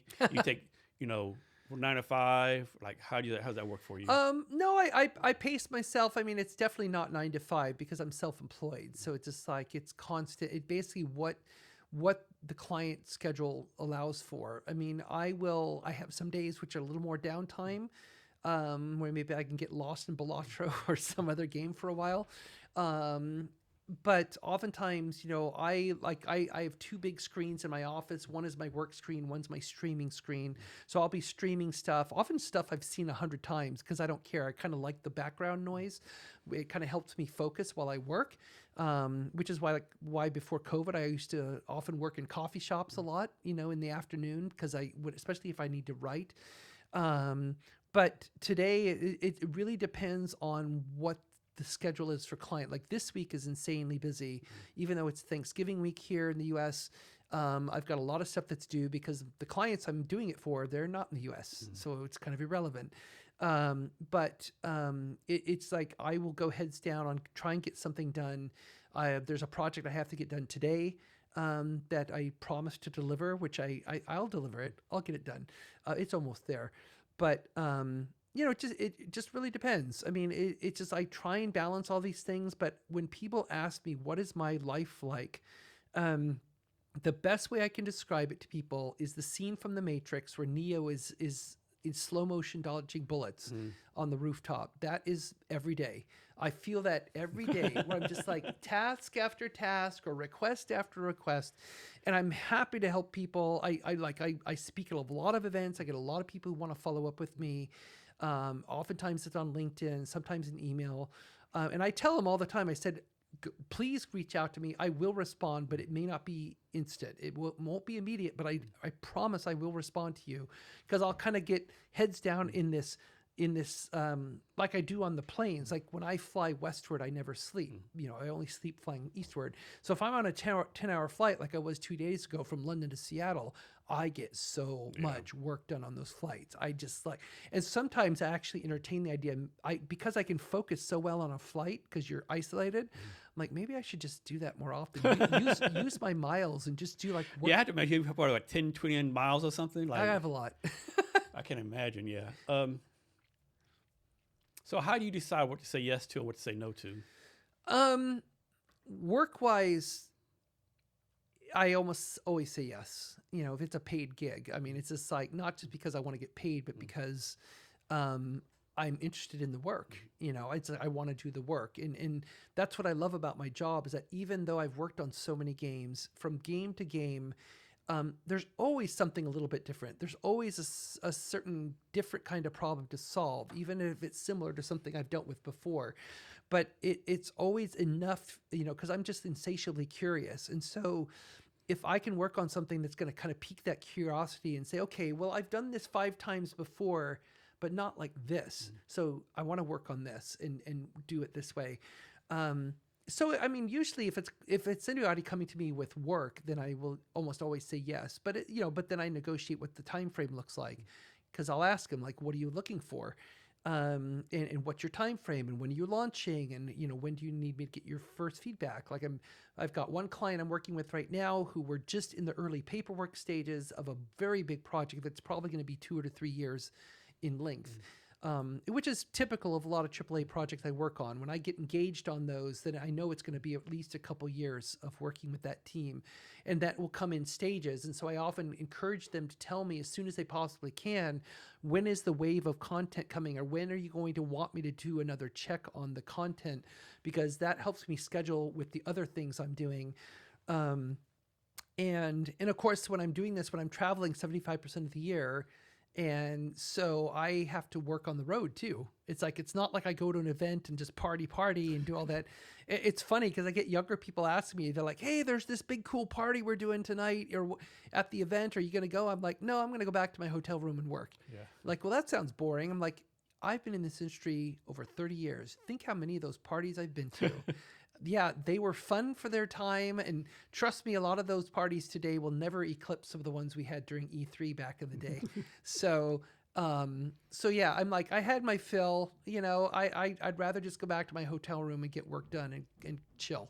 So how much sleep do you get? And then how much sleep do you actually need? I actually have emphasized sleep more. I've tried to focus more on my health in the last few years, especially as I'm getting older and I'm starting to feel it. So I actually get at least 6 hours a night. I try and get 7 if I can. It's just that when I'm awake, I'm very efficient with my time. Especially because I've been doing this work so long. I mean, that's the great thing about getting older, and especially being in the same field so long, is that you do learn efficiencies for the kind of work that you do. And I feel that I could be extremely efficient with my work. I know how to do it. I know how to do it well. I mean, I'm not going to rush something, but at the same time, I can do it. I just say the best word I have for it is doing it efficiently. So I think one thing a lot of people struggle with is, like, especially in startup companies, like how much to charge, right? Can you talk to the process of how you figure out the price to charge? Yeah, that is a great question, because I had that same problem when I left Microsoft. I'm like, what? I don't know what to charge for this work. Nobody does this work. What do I do? And so what I did is I found this great monograph that a lawyer wrote, and it was basically aimed at lawyers about how do you set your rate as a lawyer. And I kind of thought, wait, I thought lawyers they knew, it's like, no, they don't know. They set their rates too, now I don't make lawyer rates, but it's every year I do change my rates, with inflation and everything. So maybe my rates have gotten closer to lawyer rates these days. But what this monograph laid out, what I thought was really smart, it basically said, think about thirds. So a third of your income is going to go to taxes. Boom, gone. Just assume it's going to be about a third. Whether or not it is, that's something that's for your accountant to figure out. But assume a third is gone to taxes. And then assume a third is going to expenses. And so what's the other third? Well, that's savings. So that's either money you can put in the bank or money you can use to go travel or whatever you want to do. So basically, they said expenses, basically taxes, expenses, and savings. They said think of it that way. So they're like, so basically think what. So they said focus on your expenses first. How much do you need to live? You know, what do you need to live on? What's your mortgage? What's your internet fee, your cell phone? I mean, all that stuff, all the expenses that you have, what are those per month? You know, so look at that, then figure out what's the taxes on those. You know, that's easy to figure out. And then, you know, so from there, the other third is going to be savings. So they basically said, focus on the expenses first. If you can cover whatever your expenses, what do you need to cover your expenses? And they said, you figure that out and then divide it by 3. And then there's what that might be getting to your ballpark hourly rate. That's what you need to survive, to not only pay your expenses and taxes, but to save up a little bit on the side if you can. And I found that rule for me to be really helpful. I mean, it's not a perfect rule, but it definitely at least got me to kind of frame it appropriately for how I'm going to approach setting a rate. Now, the challenge is, though, is that once you set a rate, is how are you going to keep the rate?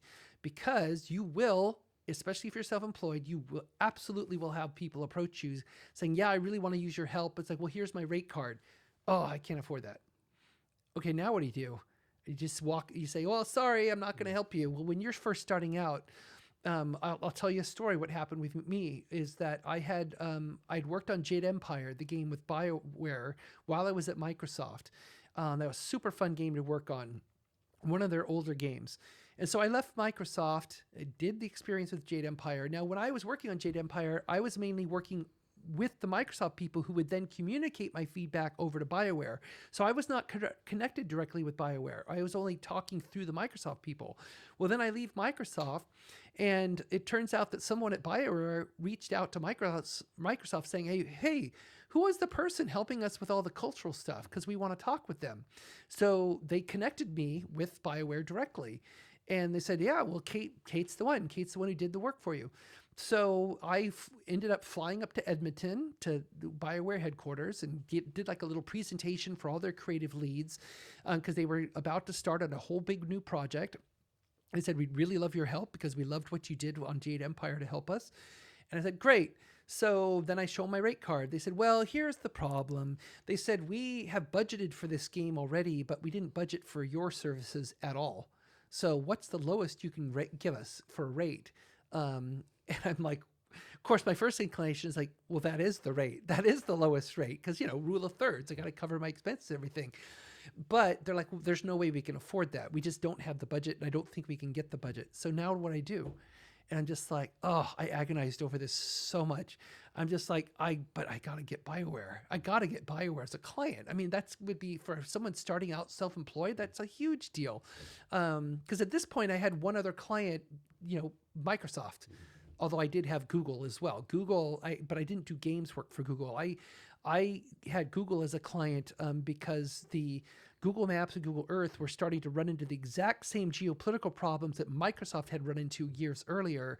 And so basically through a connection at Microsoft, Google got connected with me, and I ended up being a consultant for them for 6 years and helping Google perfect what we call domain tailoring of their maps. So who do you consider like, you know, you're like your perfect customer, so to speak? I would say a perfect customer is ideally a larger company who tends to be a large target, and they know they're a large target, which is why they're more concerned about these issues. Granted that anyone can be a target. You don't have to just be a large AAA company to be a target, but large AAA companies tend to be bigger targets because they release the big games. There's more at stake for them. And there tend to be more resources at their disposal, not only to pay me, but also like if they have internal lawyers that I can talk with and discuss with, like, well, what's your strategy as a company for how you want to approach this? But I would say that's more of an ideal client, but I love working with smaller clients too. I mean, because they have a lot more agility and a lot more, I would say, openness to what I'm telling them, because like this is not a space they've really dealt with before. So they might have a little less experience with dealing with these issues, but they're no less, I would say receptive to my feedback. In fact, I would say in a lot of times they're more receptive than like a larger company would be, because the larger company's like, well, yeah, we figured this out before. We can navigate this. It's like, well, then why'd you hire me? So how many customers you have now, and what's the max amount of customers you can handle? I don't know. I mean, I have a lot of clients. Most AAA companies have been clients of mine, but not all at once. That's the thing. It comes and goes. It comes and goes. I mean, one of the clients I'm working with right now, I did some work for them 4 years ago, and they just kind of disappeared on me. And then they just suddenly came back with this massive new project they want me to help with, which is great, you know, and that's, I'm really happy for that. And then other times I have clients just come out of the blue. Like one large, I'm not going to name who it is, but it's one large Japanese company approached me. It was the VP, one of their VPs approached me, and they approached me because they said, I'm tired of us making mistakes that we have to apologize for, because there's a lot of cultural appropriation happening oftentimes in games made in Japan. For example, cultural appropriation of like indigenous cultures and other cultures around the world, because they don't do that level of research. And so this VP of the company said, I'm really tired of having to apologize. Is there any way we can get ahead of this? And I'm like, of course there is, which is why if you pay my rate, of course there is. Of course there is. So that's why they've been a client for several years now. So, you know, but like in the case of BioWare, going back to that story, what I ended up doing is I cut my rate in half. I cut it in half in order to get them as a client.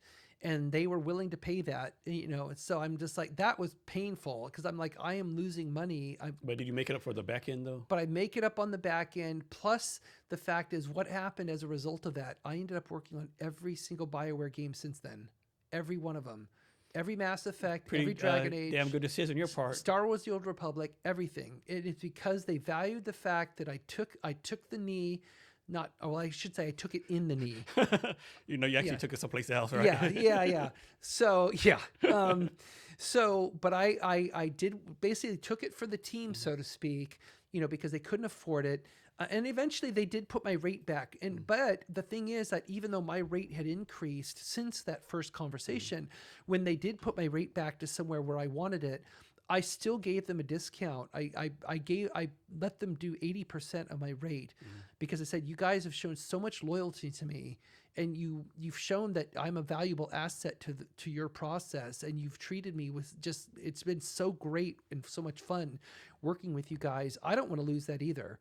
You know, and I've done that with a few other clients too, where it's like, even though my rate has increased since the first engagement with them, I kept my rate at the same level, even though I have consulting friends who think I'm insane. They're like, you're not doing this right. You have to increase for inflation, et cetera, et cetera.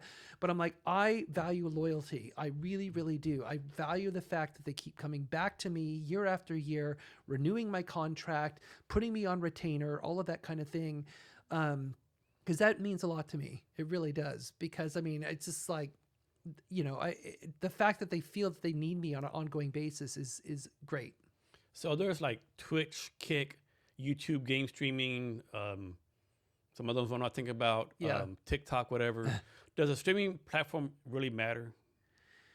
I don't think so. I mean, I don't really interact in that space as much, you know. It's just like that's more on the consumer side of things. You know, I know several streamers, and I respect what they do. I don't think it's an easy job. Some people are like, oh yeah, they just get on a camera and they just talk about stuff and play games it's all like, day long. No, they're on. If you've ever seen the Black Mirror episode about the treadmills, I forgot about that one. Yeah, that is the life that they lead. They are constantly having to generate content, and they don't have. A lot of them are just not themselves. It's a team of people around them who are helping them generate and crank out content on a constant basis, because you absolutely have to. I have been asked by several people over the years, like, you really should have your own YouTube channel. You should have your own podcast. You should really be talking about this stuff. You know, and I used to write a column for Multilingual Computing magazine. I wrote it for many years called Off the Map, in which I talked about culturalization issues. But see, that was more manageable, because it was like usually about once a month. It was about 1,500 words, which I can crank out very quickly. So that was really a huge demand. But if I was to like go into a format where I say, no, you need to be producing something at least once a week, and be like, I don't have, there's no way. There's no way. Would it be fun? I do think it would be fun. I think I would enjoy doing it, but there's no way I could do that and maintain work and do travel and everything else that I do. So it's always a balance. Like what one of these things am I willing to give up in order to accommodate something else?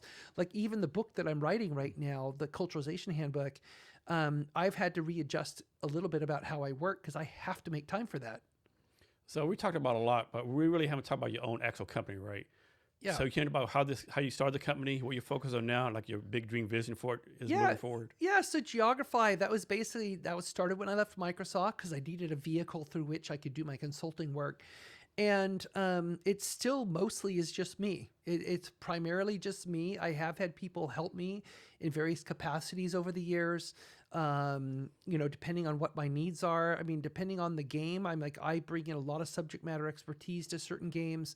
On Indiana Jones and the Great Circle is a great example of that, where I was applying not only my expertise, geography, but I brought in archaeologists to work on the game. Like I brought in several Egyptologists to help out with the Giza level of the game.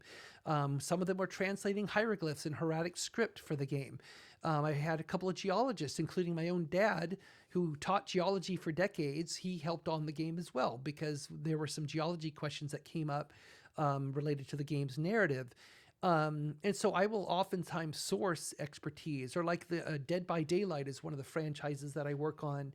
And they recently released one of the killers, one of the horror figures, which is based on Thai mythology. And so I had a Thai subject matter expert working with me to help flesh out what this creature is. It's called a krasu.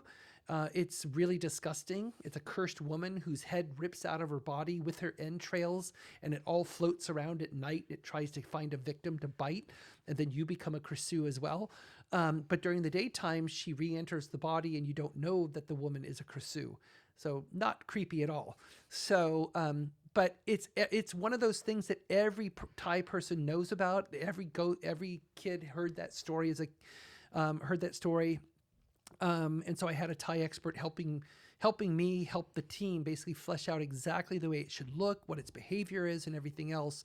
And when they did the launch last month in Thailand for this new character, it was just overwhelmingly positive. It's just the reaction was just so fantastically positive. Just like on Indiana Jones, saw an article came out earlier this year in Egypt where they were praising the representation in Egypt, saying not only are the workers, because it's 1937 Giza, they're like, not only do the workers wear what they should be wearing, but their dialect is exactly right. I mean, it's the exact right Egyptian dialect that they would be speaking. And we're like, well, that's the job. That's the work you do. And oftentimes it goes completely unnoticed, and you're used to that. So when it's called out in a positive way, you're like, wow, that's rare. So can you talk about, like, I'm sure this has happened before, but talk about how you go about firing a client. I could tell I have one. That's very, very rare to have that happen, but I did have it happen once. So what happened is I was working with a client. I gave them specific advice for the game that they were creating, and I was very clear in my advice what they should and should not do. And in their game they had a controversial historical figure, a colonial figure I won't mention, but I was like, this is going to be really problematic to have this character in the game, because for all kinds of reasons. This character is now vilified, and there's a lot of problems. So they did not listen to me. And then they released the game, and then they got backlash from like one particular, like a couple of people in South America. They got really upset at the game. And then the guy comes back to me and he's like, what gives? I mean, I hate that these people are upset about my game. And I say, I told you though. I said, look back at the notes. I put everything on writing because I learned from my lawyer friends. I said, look back at the date. I told you that this was going to be a potential issue, and you decided not to act on it. So that's not my fault. But what he did is he went onto his own blog, on his company's blog, and basically threw me by name under the bus on the blog and said, well, hey, yeah, we had this cultural expert helping us, but this cultural expert got it wrong. And I'm like, no. I did not get it wrong. I actually told you exactly the right thing. You got it wrong by not listening to me. What was interesting, though, I didn't say anything on the blog itself. I didn't go on there and defend myself because, hey, survivor of Gamergate, when you have 100 arrows in your back, you don't feel the rest. You just move on. But it was people responding to his blog saying, wait a minute, though. It sounded like she gave you the right advice. You just didn't follow the advice, because he did kind of detail. He actually quoted me from a private email. That's what pissed me off. He actually put in the blog part of the message that I sent to him privately. And I was just like, we're done. Yeah. Once I saw that, I'm like, that's a breach of trust. Yeah, it's a breach. That's a wrap. Yeah. And I just said, I can't trust you as a client. And so therefore, before he said anything, he didn't say anything to me like, hey, we're not working together. He was kind of upset, but I thought it was funny how most of his community were upset at him, not at me. They said, well, because a lot of them were saying, it sounds like she just simply did her job right, and you didn't follow her advice. So then I just sent him a nice little terse email saying, hey, I saw your blog post based on this. I feel like, essentially it's better for us to part ways. Good luck. Is there a type of game or genre of games that you don't deal with? I used to say that, but I've worked on pretty much everything now. Like sports games, I don't touch on a lot of sports games, but I've done a ton of work on FC. I've done a ton of work on Madden. I've worked on racing games like Forza. Normally you'd think like, what in the heck's problematic with a racing game or a sports game? But there's a lot of national representation in these games. Yeah. And plus different designs that they use for different seasons. I haven't worked on a lot of horror games, although Dead by Daylight is absolutely horror.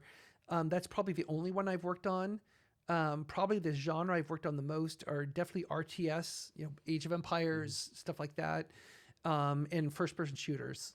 Lots of first-person shooters. Do you get credit anywhere, like in the film somewhere on the back of the game console? Okay. Yeah, I definitely get in the game credits for sure. And what's it say, Kate Edwards? Yeah, it'll usually say like culturalization. Okay. It's somewhere. Usually it's somewhere in the localization section. They'll have some mention of like culturalization, and they'll either say by company name, they'll say Geogrify. They'll say CEO Kate Edwards, or they'll actually, like they did in Great Circle, where they said.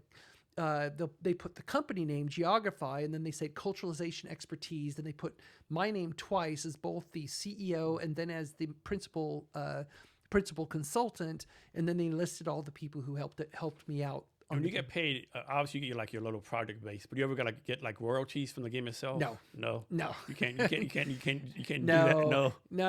No. I'm just a gun for hire. I come in and do my job, and then I'm done. That would be cool. That'd be cool for some of the games I've worked on. That would be pretty nice. What's that game you haven't worked on yet that you want to work on? I have never worked on a GTA. Okay. And that would be fun.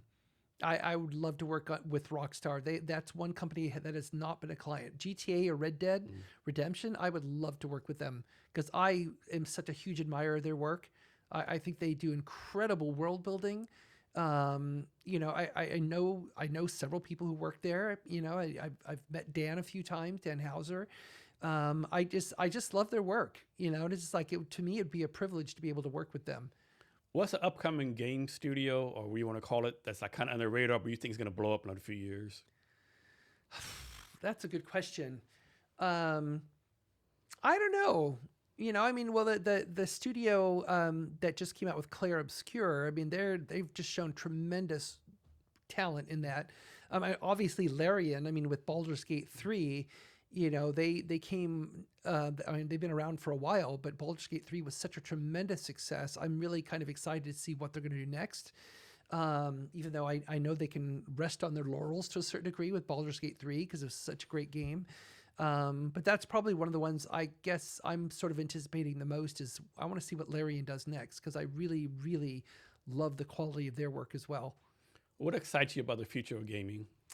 Well, to me, it's still the fact that, not only have games found themselves in a position of being one of the biggest forms of entertainment on earth, but I think what's really exciting for me is, and this is kind of dovetails a little bit with the Gen AI question, but we are going to see a further democratization of game development. So in the same way that most creative art forms are now can be replicated by any solo person. Smartphones today are phenomenal. We've even seen some Hollywood directors use a smartphone to make a film. and have done a really great job with it. Of course, they also knew cinematography and how to set up a shot, but you can learn those things. You can go on YouTube and learn pretty much anything you want to learn on YouTube. I've met more and more developers around the world, even in far-flung emerging markets, that are self-taught, where they downloaded free versions of software like Unity or Unreal. They've watched YouTube. They've taught themselves how to make games. They've made incredible games. And I think we're going to see more and more and more of that, where that capability is only going to get better with technology, whether it's Gen AI or whatever it is. It's going to empower that even more so. And so I think the power structure we see in the game industry today, where it's a lot of AAA studios kind of holding the cards, so to speak, with the occasional indie who becomes extremely successful, like the Balatros and the Clair Obscures and people like Hollow Knight and things like that. You'll see those still emerge, but I think we're going to start seeing more and more solo people create stuff that's pretty phenomenal. And it's going to be pretty competitive as well in terms of, it's just going to come out of nowhere. And just like Balatro did, and just like one person comes up with this game, and then suddenly it's just like everyone's talking about it. It's winning game of the year over and over again. And and that's exciting. I love when that happens, because otherwise it's just the same old thing year after year, where the same, number 10 in whatever franchise wins game of the year again. It's like, yeah, okay, whatever. We saw that coming. So I'm glad to see that we're seeing that kind of shake up, and I only think that's going to happen more and more. I'm guessing most people buy games online. Like, most people don't go to places like GameStop anymore. I think some do, but yeah, I mean, digital delivery is pretty much the thing now. Even though I'm old school, I like having hard copy. I still buy CDs. What? Oh yeah, I buy CDs, and I just bought 3 the other day. And I ripped them into iTunes for myself so I could have them on my phone when I'm traveling. And yeah, I'm old school. That's fun. Is there anything else I'd ask you that I haven't asked you yet, or anything else you want to talk about? I think we've covered a lot. Yeah. I think that's pretty much it. Cool. Can you give us, first of all, how can people reach out to you? I would say the best way for people to reach out to me would be on LinkedIn. I'm really easy to find. You look up Kate Edwards, or look up Kate Edwards Geogrify, or Kate Edwards SetJetters. You will easily find me. My profile picture is in my Indiana Jones cosplay, and my profile, the header image is of Wadi Rum and Jordan. So yeah, I'm pretty easy to find there. And she will eventually get with you. It's not going to be the same day, but she got back with me eventually. So yeah, she will get back with you. Yeah, I will. Yes. Can you give us any wisdom or advice, anything you want to talk about?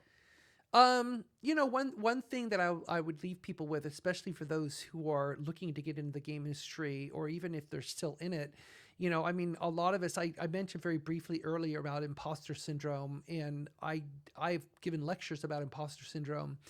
And I really, really encourage people, no matter how introverted you are, you have to find a way around it. And usually the way you get through imposter syndrome is you can't avoid it. I got over mine, and I got over my introversion, at least and don't get me wrong, introversion can also be its own superpower, just like extroversion can. But I have been able to fake extroversion really well, because I embraced what was kind of holding me back.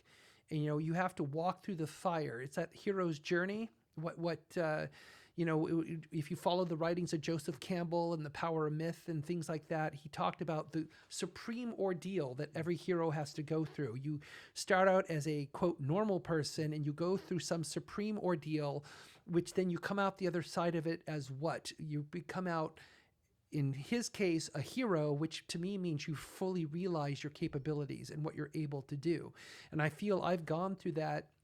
And part of the reason I was able to go through that is I stopped listening to people tell me what I couldn't do and what I was not capable of doing. And I love the Mark Twain quote where he said that comparison is the death of joy.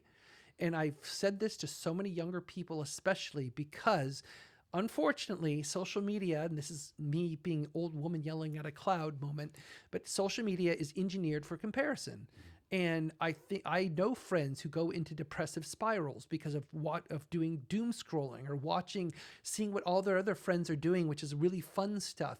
It's like, well, you don't know how engineered that is. A lot of it is engineered. It's not actual. It's just what they want you to see.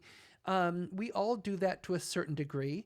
And so I think that quote, comparison is the death of joy, we really need to internalize that and focus on what can we do to improve ourselves. And if we see someone that we are starting to have feelings of jealousy or envy, like in our own classroom, like if we're in college or in a workplace, guess what? You may have just found a mentor.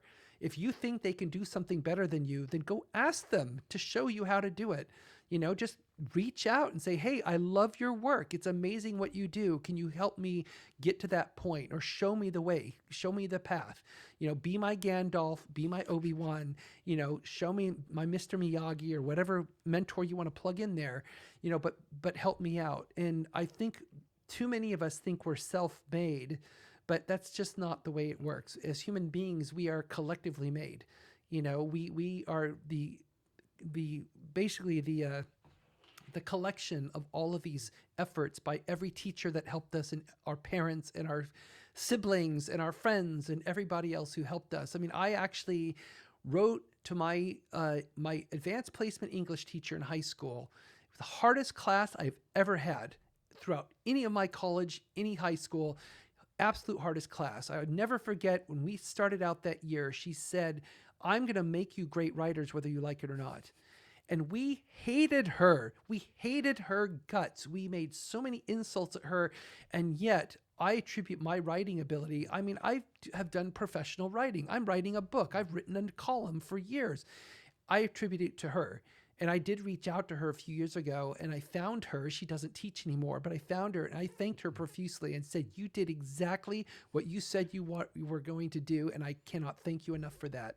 And so I feel that when we show that gratitude, and we are willing to kind of put ourselves in a position of learning on a constant basis, that is how we go forward.